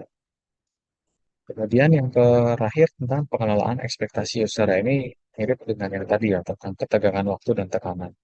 Ya memang pengelolaan ekspektasi ini hubungannya dengan time management dan manajemen skills gitu. Ya teman-teman di sini kalau ada yang pernah bekerja, ya mungkin ada yang biasa bekerja kalau bergadang, ada juga yang tidak biasa, mungkin ada yang mungkin kalau lebih suka WFH, tidak suka WFO, atau mungkin ada yang tidak bisa kalau kerjanya diburu-buru, atau mungkin ada yang kalau kerja tidak bisa di ruangan yang ramai, ya, macam-macam gitu kan. Tapi ya pengelolaan ekspektasi ini memang hubungannya sama manajemen waktu dan diri sih gitu supaya kita semua bisa istilahnya apa ya memberikan hasil yang baik sesuai dengan tenggat waktu yang diberikan gitu. Ini jadi tantangan tersendiri yang mau nggak mau harus mendisiplinkan diri gitu ya untuk bisa bertahan dalam dunia penerjemahan yang kebanyakan dilakukan secara freelance gitu ya. Oke, oke, poin berikutnya.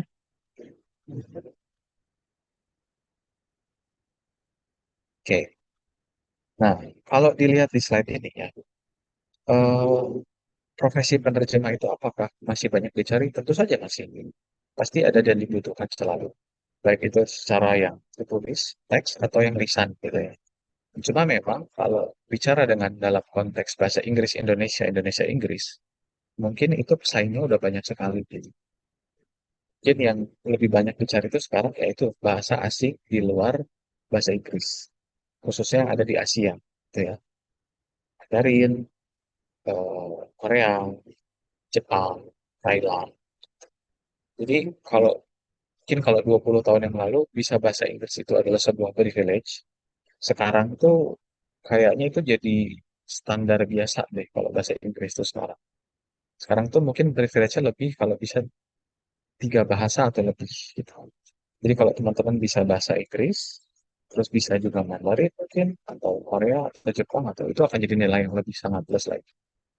Karena itu pun apa namanya akan istilahnya apa ya modal yang sangat baik lah untuk bisa nanti maju ke ranah-ranah yang lain gitu. Karena sekarang tuh sangat dibutuhkan. Karena di era globalisasi juga Indonesia kan membuka peluang kerjasama dengan negara lain, Thailand, ya China, Tiongkok gitu ya, terus Jepang dan seterusnya. Jadi kalau bisa bahasa asing lain itu peluangnya akan lebih lebar lagi. Ya. Jadi kalau teman-teman bisa belajar bahasa lagi, tingkatkan lagi kemampuan berbahasanya, tidak stuck di bahasa Inggris aja, itu akan jauh lebih bagus. Karena saya sendiri juga pengen belajar bahasa lain, tidak hanya di bahasa Inggris saja kelebihan. Ya, jadi dari website ini ya, Jobstreet, LinkedIn, Jobs ID, Loker Indonesia, Indeed, dan pokoknya pasti ada lowongan penerjemah. Tapi biasanya sudah, kalau bahasa Inggris saingannya sudah banyak sekali. Gitu. Oke, berikutnya, poin berikutnya adalah, oke, nah sekarang kalau misalnya kita mau ditanya nih, berkarirnya tuh kalau penerjemah tuh secara full time, dia di mana ya? Solo kah? Perusahaan kah? Atau agen penerjemah? Ya, memang tiap-tiap bidang tuh pasti ada kelebihan kekurangannya ya. Kalau kita merujuk sama definisi orang kerja sekitar 20 tahun yang lalu, kalau yang namanya bekerja itu harus di perusahaan, dan kalau teman-teman tidak keberatan dengan hal itu ya silakan. Karena kan kalau di perusahaan itu jam kerja tetap dari jam 8 sampai jam 5, atau jam 9 sampai jam 6. Terus penghasilan tetap, gitu kan. Terus pekerjaannya di kantor. Terus fasilitas disediakan. Ada ruang kerjanya luas gitu. Ataupun enggak ya gimana teman kerjaan disediakan di kantor. Kalau tidak keberatan dengan eh, gaya bekerja seperti itu ya silakan. Gitu. Karena penerjemah pun ada yang part of the company, ada juga yang lepas gitu. Siapa tahu yang kalau part of the company memang sistem kerjanya seperti itu. Tapi ada juga mungkin yang di agen penerjemahan gitu ya. Masuk ke sebuah agen, misalnya ya jam kerjanya itu bisa lebih fleksibel gitu ya. Yang penting dikasih tanggung jawab tenggat waktu sekian harus selesai. Terus penghasilannya tergantung dari hasil yang dikerjakan. Jadi kayak you earn what you do gitu ya. You got paid based on what you yang kamu dibayar berdasarkan apa yang kamu kerjakan. Terus tempat kerjanya bebas. Sekarang ada banyak coworking space, kafe-kafe untuk bekerja gitu. Kemudian fasilitasnya mandiri, disediakan oleh kita sendiri, biasanya kemana-mana nenteng laptop gitu. Atau mungkin sekarang ada tablet-tablet yang bisa alih fungsi jadi laptop, itu juga ada. Orang di komuter lain sambil kerja ada gitu ya sekarang di mana-mana. Terus secara job desk mungkin lebih spesifik gitu ya. Mungkin karena kalau di kantor tuh kayak orang bisa double job, triple job gitu. Oh, ini bukan job desk saya, tapi kenapa saya kerja ini? Nah, mungkin ada yang tidak terbiasa dengan hal itu. Terus ya akses ke peluang pekerjaan yang lebih banyak. Mungkin karena time managementnya bisa dipakai untuk waktu luangan bisa dipakai untuk mengerjakan hal lain. Itu juga bisa. Jadi memang tiap-tiap ini punya kelebihan dan kekurangan sendiri. Tapi ya disesuaikan saja dengan kebutuhan teman-teman sendiri. Karena penerjemah itu ada yang memang part of the company, bagian dari perusahaan. Ada juga yang memang ya paruh waktu, purna waktu, ada juga yang waktu penuh gitu. Di agensi atau bagian dari komunitas atau sejenis gitu. Kemudian poin berikutnya, next. Nah, kalau di sini ya bicara soal kelebihan bergabung dengan agensi versus freelance. Ya kalau dengan agensi, dengan freelance itu beda. Karena freelance itu ada juga penerjemah yang benar-benar freelance kayak dia mau urus semuanya sendiri gitu. Saya tidak mau terlibat dengan perusahaan manapun. Saya mau urus sendiri boleh, silakan aja ada. Kayak di website untuk kayak freelancer dan sejenisnya itu juga mendukung untuk seperti itu gitu. Cuma memang kalau dengan agensi itu ya kayak administrasi, paperwork, kayak urusan pajak, apa segala macam itu sudah dibantu, sudah didukung. Terus pembayarannya udah terjamin, kayak potongan-potongan dan apa segala macam itu sudah dihitung lah, dibantu hitung. Jadi kita udah langsung tinggal terima. Terus pembayaran dalam mata uang yang diinginkan juga itu udah melalui proses nilai konversi gitu. Itu juga eh, istilahnya kemudahan-kemudahan yang ditawarkan kalau kerja dalam agensi gitu ya. Kemudian mungkin nanti ada pengembangan keterampilan profesional karena mungkin di dalam agensi itu nanti ada training mingguan, bulanan, atau misalnya evaluasi dari hasil kerja segala macam. Sedangkan kan kalau freelance sendiri kita nggak tahu nih ada di mana level kita gitu kan. Kemudian yang terakhir adalah jaminan kualitas dan reputasi. Ya itu juga termasuk kayak eh, misalnya selama ini jadi penerjemah, tapi nanti naik tingkat jadi editor gitu, seperti itu. Jadi memang ada pengembangan keterampilan, terus nanti ada jaminan kualitas juga gitu. Ya, seperti itu.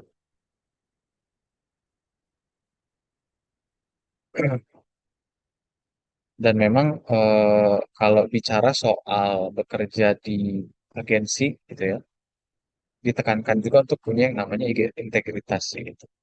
Kayak misalnya kita ya bertanggung jawab untuk bekerja sebaik mungkin, mengambil pekerjaan yang udah diberikan ke kita tuh ya istilahnya untuk kita sendiri juga gitu. Karena kalau bicara reputasi itu ya nggak bisa ambil kerjaan terus hilang-hilangan terus nanti susah dikomunikasi terus kabur aja gitu. Nah, jangan kayak gitu gitu ya. Itu sangat membebani juga gitu untuk tim gitu ya. Jadi kalau mau yang lebih fleksibel sebebas-bebasnya silakan freelance sendiri aja. Cuma kalau terikat dalam perusahaan atau agensi itu pasti ada aturan-aturan yang harus disepakati bersama. Mungkin aturannya itu tidak tertulis gitu ya. Tapi itu tuh demi reputasi atau kebaikan masing-masing juga gitu. Karena kita bekerja dalam satu tim yang punya satu goal yang sama gitu. Seperti itu.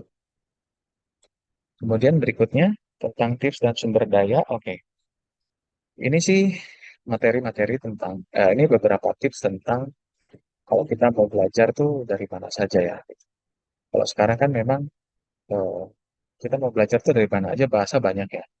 Ada aplikasi kayak Duolingo, Stone, dan ya banyak lah gitu ya. Terus eh, YouTube mungkin gitu ya. Atau mungkin kursus online atau apa.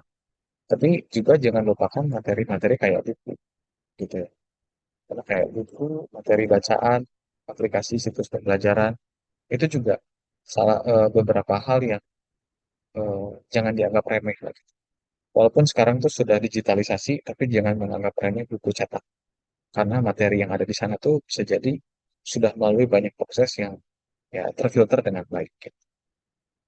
Buku, materi bacaan, aplikasi, situs pembelajaran juga kayak seperti itu perhatikan reputasinya. Gimana review-review orang yang ada di sana gitu ya. Kelas bahasa juga itu juga membantu untuk kita meningkatkan eh, pengetahuan kita sebagai penerjemah atau ya penerjemah pada umumnya supaya kita bisa menguasai bahasa dengan lebih baik lagi. Oke, tips berikutnya. Nah, selain kelas juga ada kursus ya. Jadi bedanya kelas sama kursus itu adalah, nah ini ya, saya sedikit sharing ya. Saya kan kuliah di sastra ya. Kemudian sempat ada dosen itu bertanya kayak misalnya gini, kamu kenapa kuliah sastra? Terus jawabannya itu adalah supaya saya bisa belajar bahasanya. Ya, dosen saya sih ketawa dengar jawaban itu. Karena kalau mau bisa bahasa, mending kursus aja, nggak usah kuliah gitu. Nah, maksudnya apa? Jadi kalau kelas itu memang kita belajar seluk-beluk bahasanya gitu. Secara ilmu tertulis, teori, dan pokoknya seluk-beluk lah di dalamnya segala macam. Tapi kalau hanya sekadar hanya bisa mengajar yang namanya kemampuan berbahasa, yaitu kursus aja. Karena kalau kursus itu langsung diarahkan ke sana gitu. Itu perbedaan antara kelas dan kursus gitu ya. Nah, jadi ini selain kelas, kelas bahasa kita bisa ikuti kalau misalnya kita mau mendapatkan resource lebih tentang seluk-beluk bahasa. Ya, ada juga kita bisa mengikuti kursus kursus penerjemahan profesional. Saya juga sempat mengajar beberapa kali penerjemahan game dan web novel gitu ya, secara spesifik. Jadi memang itu ditekankan lebih ke penerjemahannya tentang bidang itu. Gitu. Jadi eh, sumber daya lain yang kita bisa ikuti untuk kita dapat eh, ilmu bahasa yang lain adalah melalui kursus gitu ya. Kemudian ada pelatihan ya semacam kayak bootcamp istilahnya gitu ya. atau pelatihan dalam rangka tentang penerjemahan. Jadi bootcamp itu mungkin tentang penerjemahan atau mungkin tentang program yang dipakai untuk penerjemahan gitu ya. Kemudian ya webinar seperti ini, workshop-workshop juga itu bisa kita ikuti untuk meningkatkan insight itu lebih banyak supaya kita bisa eh, mengembangkan atau kita bisa menentukan arah pekerjaan kita kapan gitu. Gitu ya. Berikutnya, poin berikutnya, ya, yang berikutnya adalah tentang oke, jaringan profesional. Ya, jadi karena gini, eh, pekerjaan penerjemahan itu memang bisa dilakukan per orang-orang. Tapi sejatinya pekerjaan penerjemahan itu karya kolaboratif. Karya kolaboratif itu artinya ada kerjasama antara penulis, editor, redaksi, penerbit, penerjemah gitu ya. Jadi eh, bekerja dalam bidang bahasa atau sebenarnya hampir dalam bidang apapun, kita tuh tidak sebaiknya tidak lepas dari yang namanya komunitas gitu. Karena komunitas jaringan profesional itu memang mau nggak mau dibutuhkan untuk kita bisa eh, mendapatkan resource lebih gitu berupa akses atau istilahnya informasi-informasi mengenai pekerjaan yang dimaksud gitu. Kan tidak sedikit ya orang yang bergabung dengan komunitas tertentu akhirnya jadi tahu banyak hal karena bergabung dengan komunitas tersebut gitu kan. Komunitas otomotif punya timnya sendiri, kira mereka bisa sharing-sharing ilmu, pengetahuan, akhirnya bisa dapat eh, pekerjaan yang berhubungan dengan bidang otomotif karena dari komunitasnya. Nah, penerjemah juga sama. Ya. Penerjemah kebahasaan juga sama. Jadi ada banyak sekali organisasi penerjemahan yang kita bisa gabung ke kayak yang resmi dari pemerintah kayak Himpunan Penerjemah Indonesia (HPI) atau mungkin ada yang anggotanya di sini. Eh, ya kita berusaha untuk berjejaring lah ya satu dengan yang lain. Lalu ada Asosiasi Penerjemah Indonesia, ada ICOMSI dan seterusnya seperti yang kelihatan di slide ini. Bergabung dalam komunitas-komunitas ini selalu berbagi gitu ya.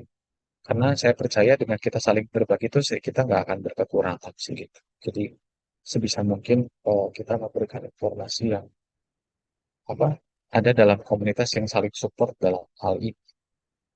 Karena tidak akan rugi juga gitu.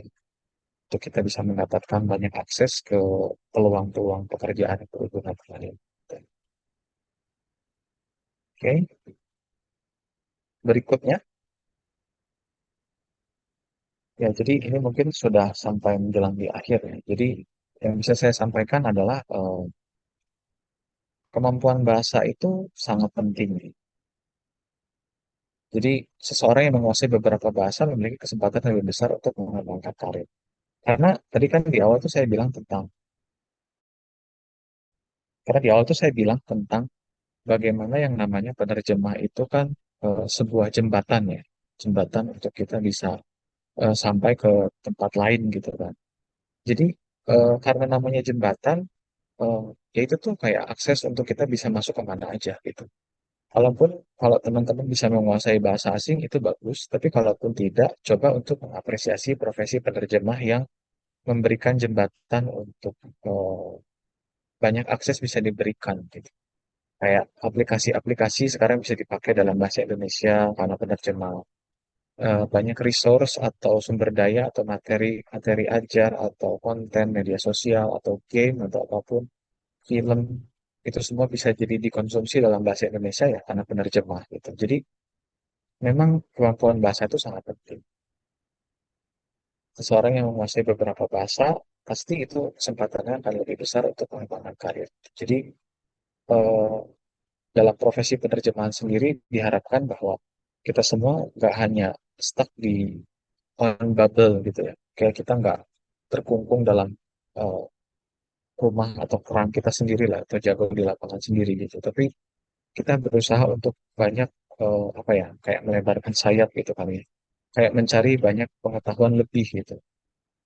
Mencari melakukan lebih banyak riset mencari ilmu pengetahuan tambahan gitu karena investasi bahasa tuh salah satu investasi terbesar yang bisa dilakukan oleh setiap orang gitu saya rasa.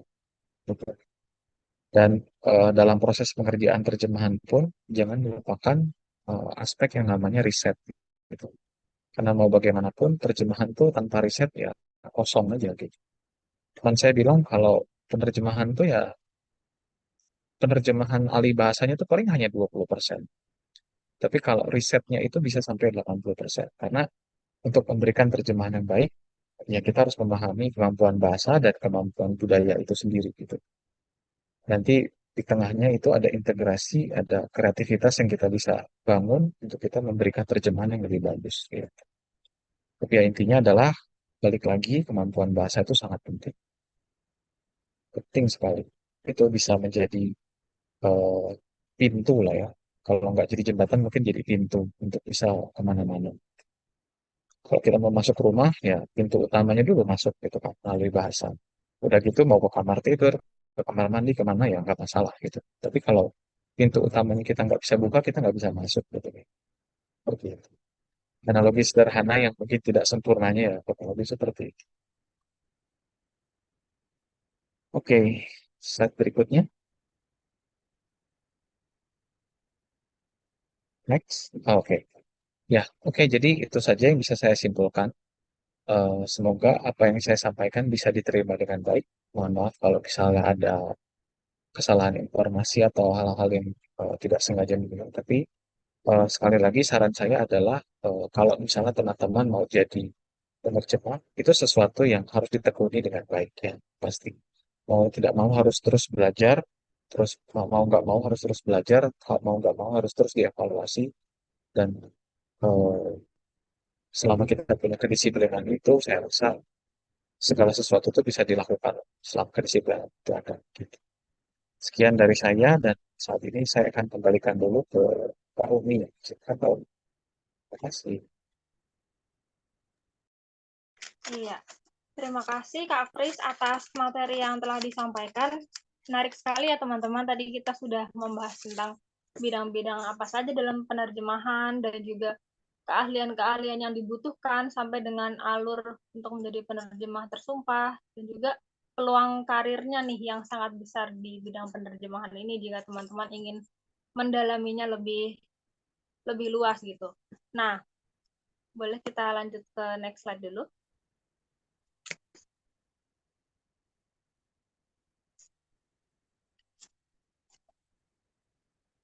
Nah, sehubungan dengan kesempatan karir yang luas tadi yang telah dibahas oleh Kak Kris, barangkali ada nih teman-teman yang sebagai penerjemah pemula atau yang telah berpengalaman atau bahkan belum pernah punya pengalaman penerjemahan sama sekali tapi ingin langsung dibimbing nih oleh penerjemah.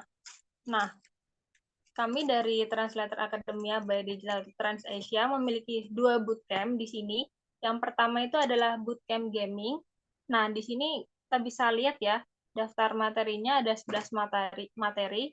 Itu yang pertama dimulai dari pengenalan untuk gaming localization itu seperti apa, lalu kita membahas juga untuk style localization-nya, dan sampai ada rangkuman dan tips untuk mendapatkan proyek pertama. Jadi untuk teman-teman di sini yang tertarik, baik yang belum berpengalaman, pemula, atau bahkan yang sudah berpengalaman dan ingin merefresh pengetahuannya atau memperluas lagi pengetahuannya, boleh silahkan hubungi kontak yang tertera di sini, silahkan dicatat terlebih dahulu.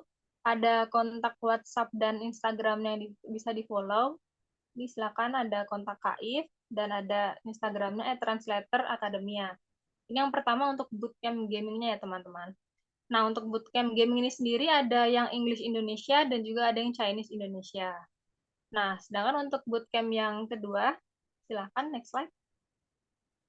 Nah untuk yang bootcamp kedua ini itu adalah web novel teman-teman. Jadi kalau misalkan teman-teman pernah baca web novel di platform-platform online, mungkin ini salah satunya untuk menerjemahkannya prosesnya adalah seperti ini.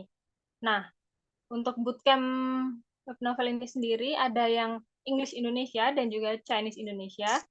Untuk materinya sendiri bisa dilihat di sini. Kurang lebih sama ya seperti tadi, kita mulai belajar dari yang metode penerjemahan dasar dan juga untuk pemilihan kata dan diksi-diksi, lalu juga ada editing dan proofreadingnya sampai sampai ke rangkuman dan tips untuk mendapatkan proyek pertama. Nih, jadi teman-teman yang tertarik, baik yang pemula atau juga sudah berpengalaman, silahkan boleh dicatat kontak di bawah ini. Bisa dihubungi Kak If atau silahkan di-follow dulu Instagramnya. Nanti di situ akan ada info-infonya lebih lanjut juga. Oke, silahkan ke next slide dulu.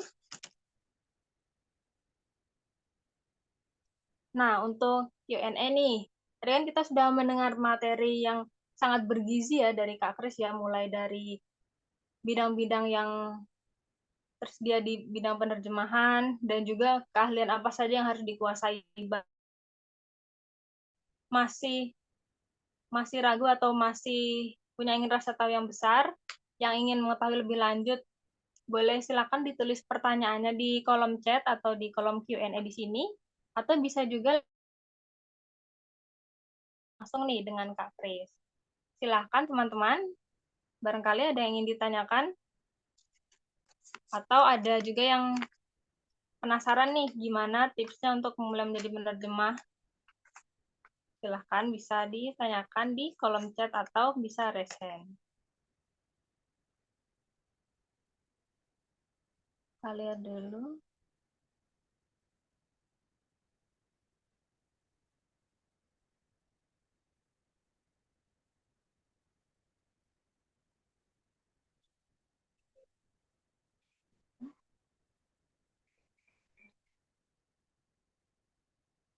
Ada teman-teman yang ingin bertanya secara langsung?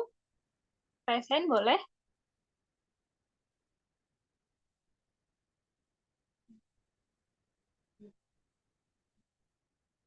Oh, di sini. Di Q&A.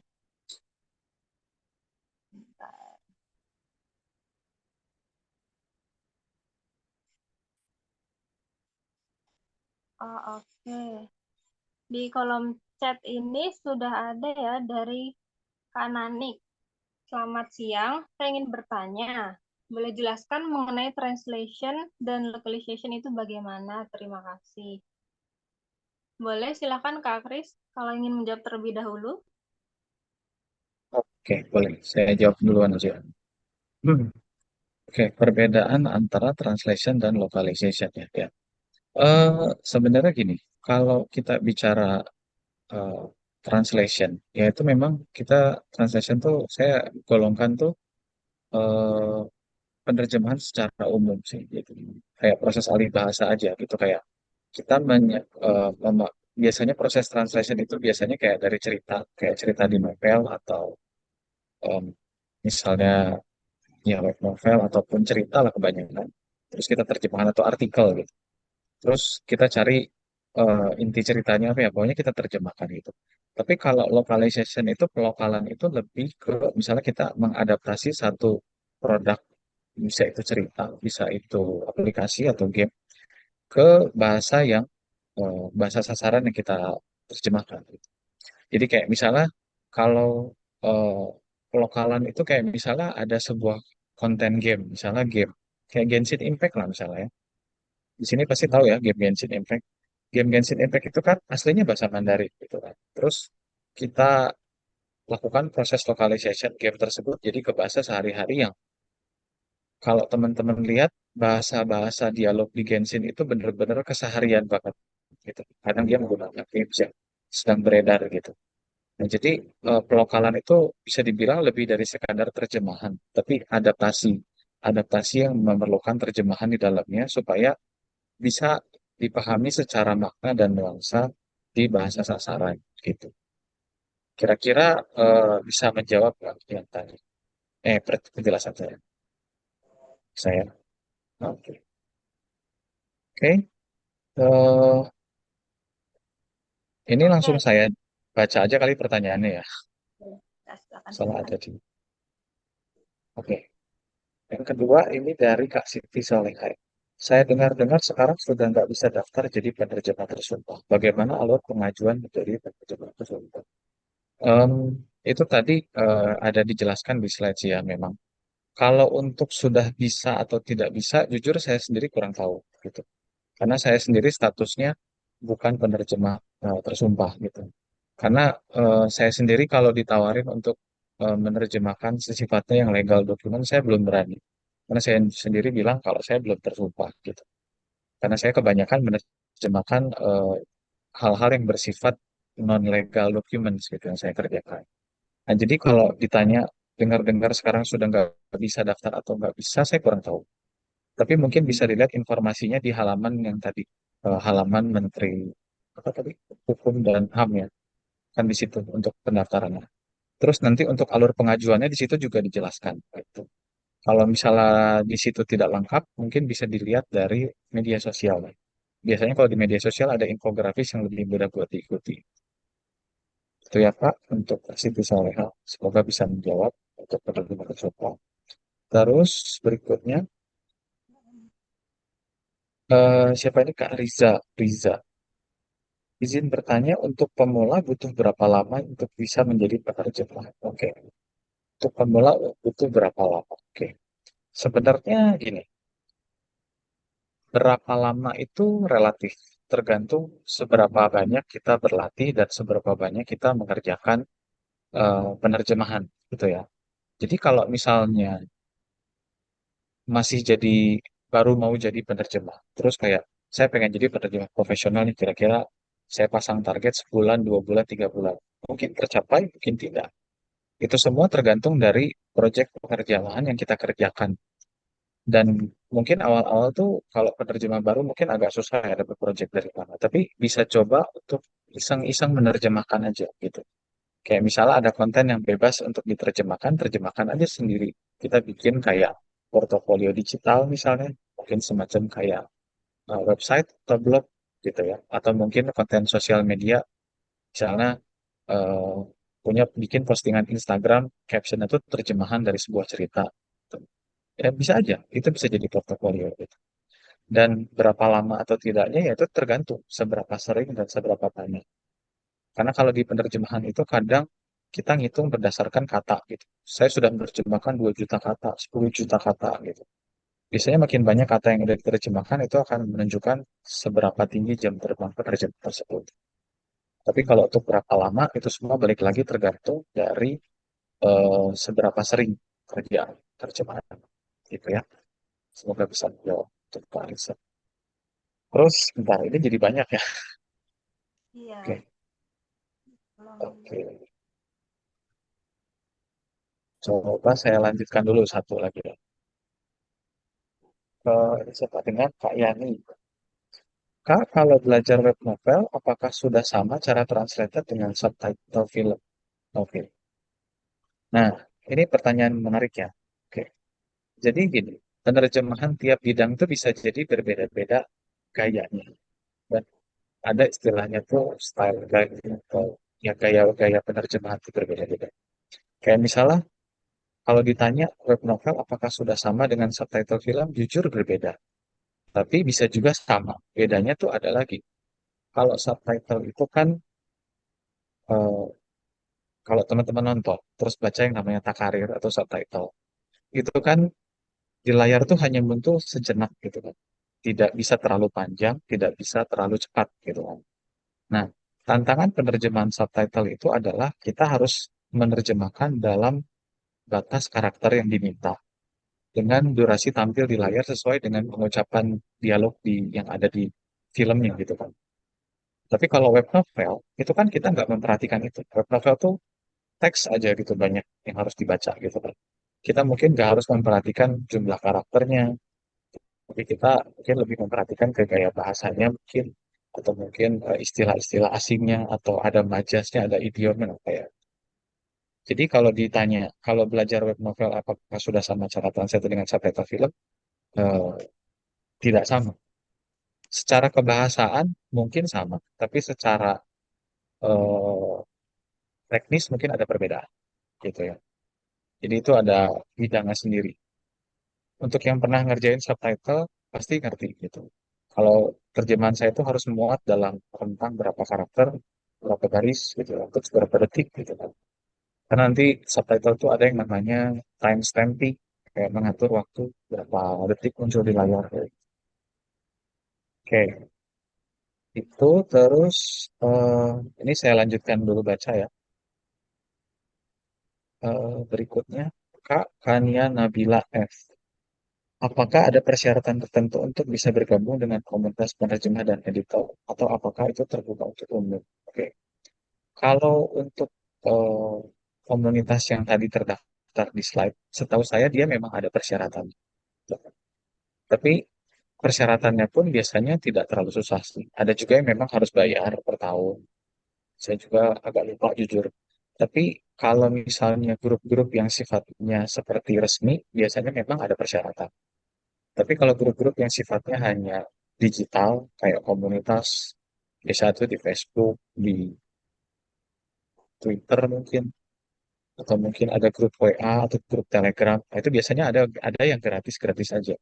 Tapi biasanya di situ hanya tempat untuk berbagi informasi gitu.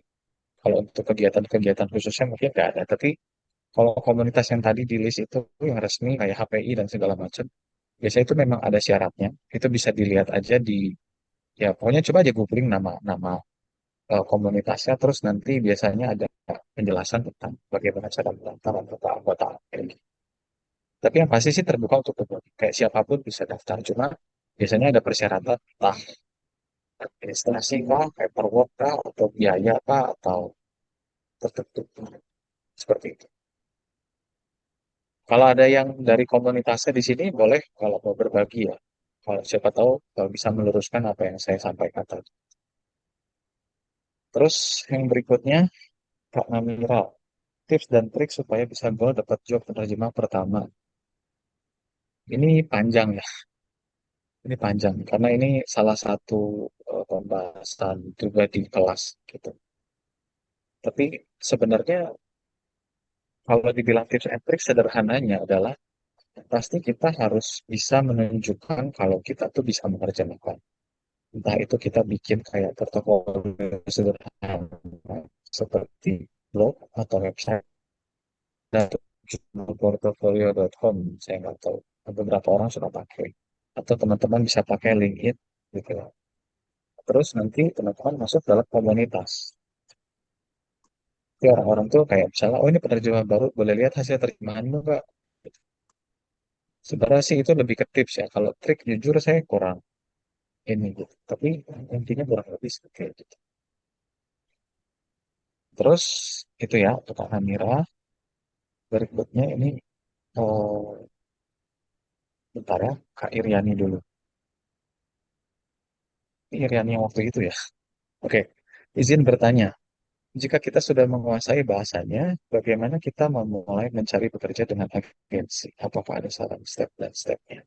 Kalau ini sih memang, kalau dengan agensi itu memang harus apa ya? Kita harus sering melihat perkembangan dari agensinya itu lagi cari atau enggak, gitu. Seperti itu. Karena kalau lagi nggak nyari, memang ya tertutup aja gitu. Memang lebih carinya lebih ke komunitas aja gitu. Jadi kalau dengan agensi itu memang kita harus cari peluang atau kayak mereka tuh lagi nyari apa enggak. Kayak lebih ke seperti itu sih gitu. Kalau memang lagi tidak mencari, memang agak sulit menunggu momennya gitu. Karena pada akhirnya ada timing gitu, gitu timing seperti itu. Itu ya, sebentar. Yang di kolom Q&A juga ada yang nanya. Sebelah mana ya, oke. Uh, di sebelah Oh kolom chat. ini, oke. Oh ya, ya, oke, oke. Ini nih, ada. Oke, sebelum saya ke Q&A, ini ada satu pertanyaan. Dari Kak Vini Wadanto Rosi Rozana. Satu, Kak, mohon dijelaskan sedikit tentang transcreation. Saya pernah menemukan esensi tersebut, tapi belum terlalu paham dan perbedaannya dengan translation biasa. Terus yang kedua, tools apa saja yang direkomendasikan? Oke, ini saya jawab dari yang kedua dulu ya. Oke, cat tools. Kalau cat tools itu sebenarnya yang paling direkomendasikan, yang sering dipersyaratkan agensi adalah, setahu saya ya, ada tiga. Antara Trace, garis miring MemSource, sekarang namanya, dulu namanya MemSource, sekarang namanya Trace. Kedua Trados, ketiga tuh MemoQ. Setahu saya tiga cat tools besar yang sering dipakai tuh ini. Tapi ketiga cat tools ini tuh semuanya bayar gitu dan tidak murah. Tapi yang memang umumnya tuh yang sering dipakai tiga catalog besar tuh itu Brace, Trados, sama Q. Brace itu web based tapi bisa dikerjakan di install juga. Trados itu harus diinstal tidak ada webnya. Tapi kalau Q dia web based dan aplikasi juga. Nah itu yang paling sering direkomendasikan dan dipersiapkan agents. Selebihnya sih saya kurang tahu. Tapi kalau mau belajar Ketos, cobalah belajar dari Ketos yang gratis seperti SmartCat. Itu yang sering saya pakai kalau untuk ngajarin orang supaya paham konsep dasar Ketos itu gimana. Itu ya. Itu tinggal bikin pakai akun Google bisa gitu.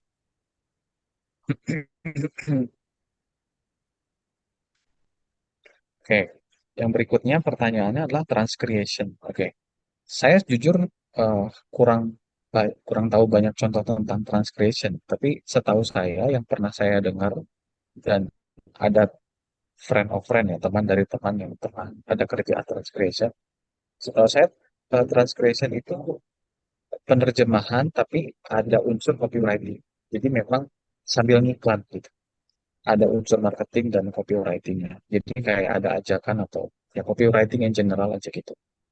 Jadi kayak misalnya ada kalimat iklan dari company di luar tuh kita pelajari, kita terjemahkan, tapi gimana gimana caranya kita konversikan itu dengan kalimat iklan yang sesuai dengan bahasa Indonesia, misalnya bahasa sasaran gitu. Jadi setahu saya garis besar itu untuk transcreation. Tapi detailnya bagaimana saya juga belum pernah dan saya cuma dengar dari yang pernah ngambil kerjaan. Gitu. Kurang lebih begitu ya. Gitu ya untuk Pak ini. Oke, saya pindah ke kolom Q&A. Yang pertama nih anonymous participant.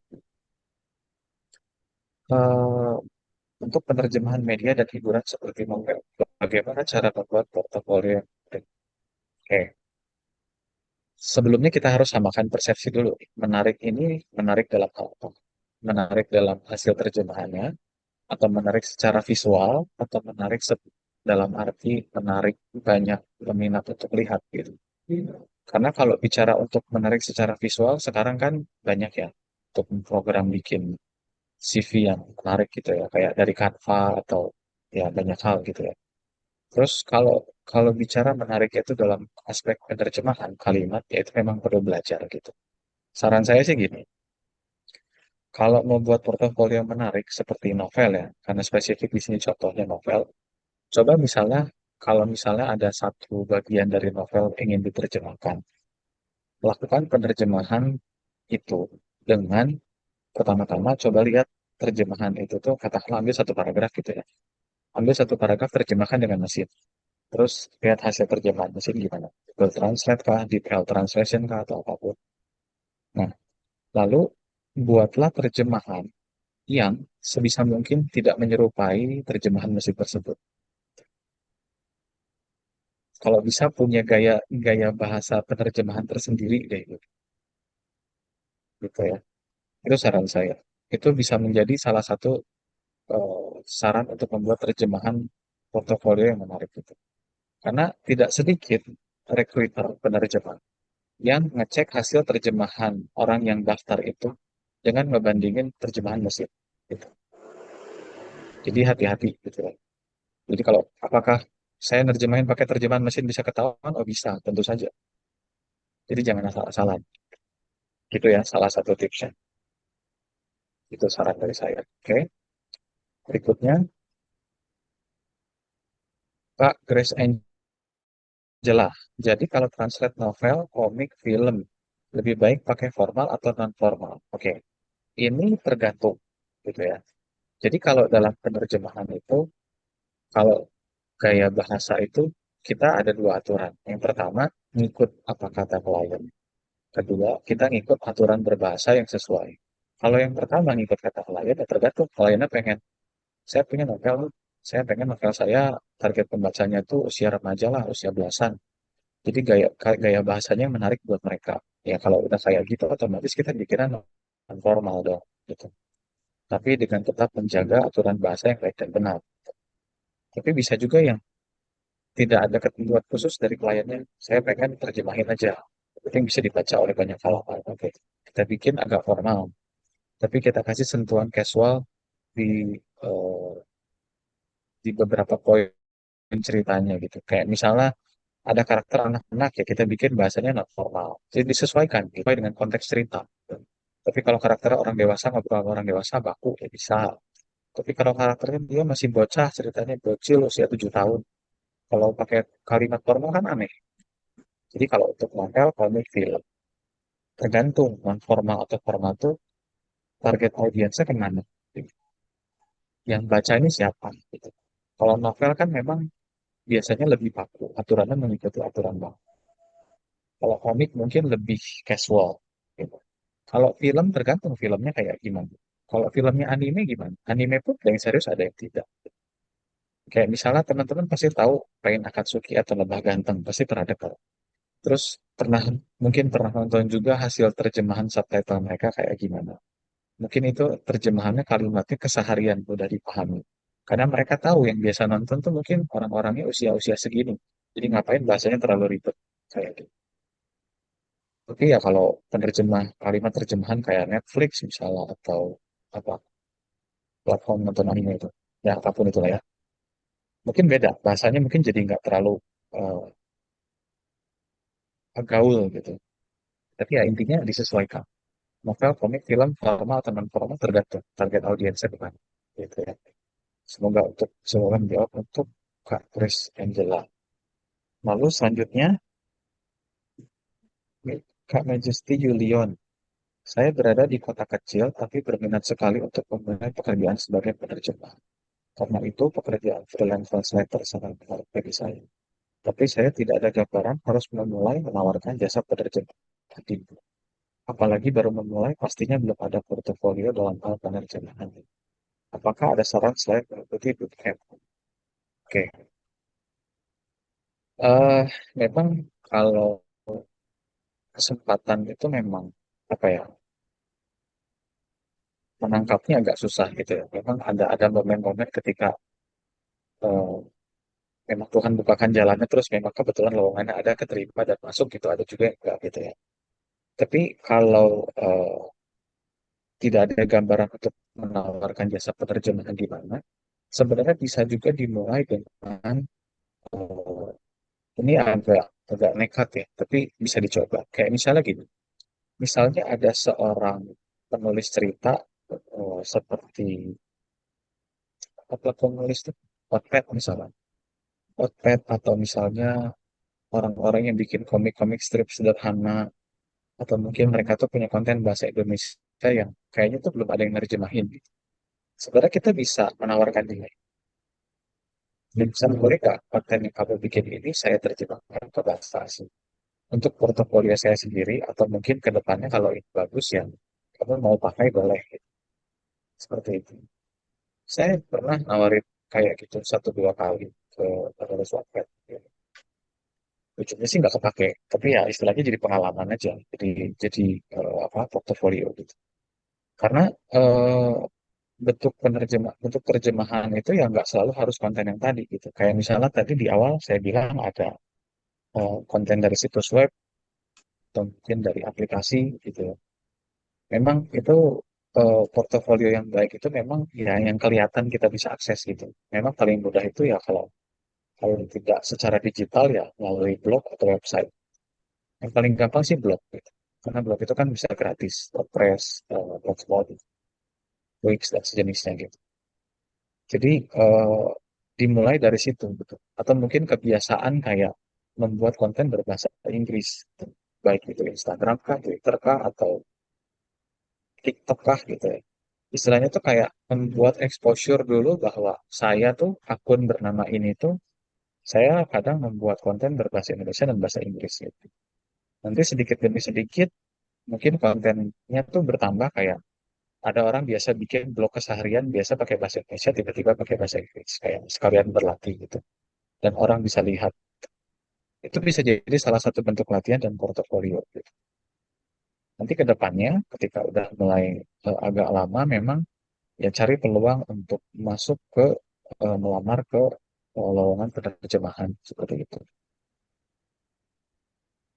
Itu sih sarannya paling kalau selain mengikuti bootcamp. Karena eh, s- pada akhirnya tuh jasa penerjemahan tuh penawarannya tuh semacam kayak orang yang mau berjualan sesuatu dan menawarkan barang ke pintu-pintu gitu.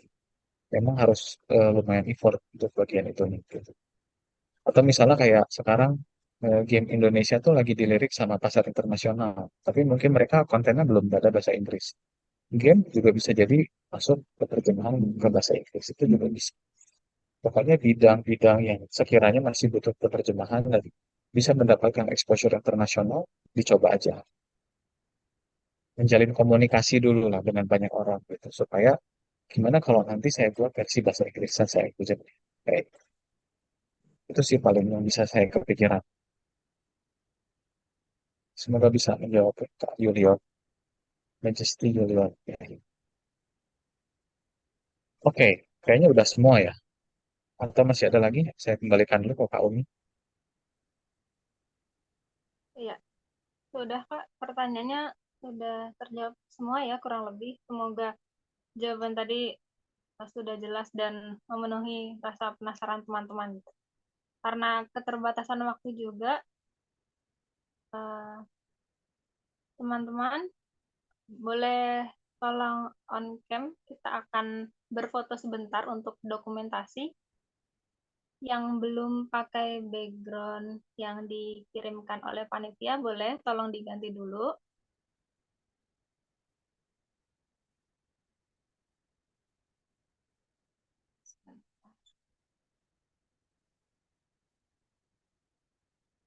Oke.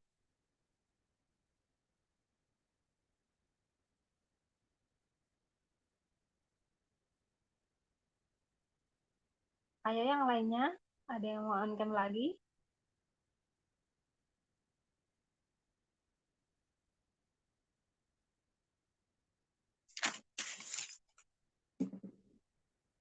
Oke, kita baik, kita mulai dulu ya dari yang slide pertama. Silakan, silakan yang mau on cam. Oke, ya, kita mulai dari slide pertama. Satu, dua, tiga. Oke, bentar. Untuk slide kedua. Satu, dua, tiga. Oke. Untuk yang slide terakhir. Satu, dua, tiga.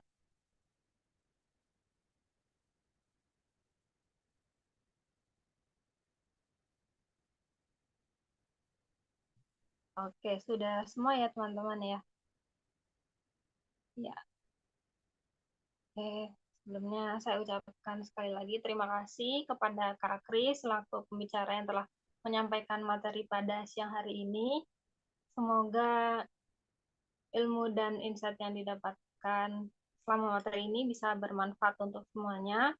Dan juga terima kasih kepada teman-teman yang sudah hadir nih pada siang hari ini. Semoga dapat diterapkan untuk materi-materinya tadi. Dan yang tertarik untuk ikut bootcamp, jangan lupa untuk hubungi tadi kontaknya Kaif dan juga follow Instagramnya @translatoracademia. Di situ akan ada info lebih lanjut. Oke, baik. Saya akhiri sesi webinar kali ini. Selamat sore. Assalamualaikum warahmatullahi wabarakatuh. Terima kasih.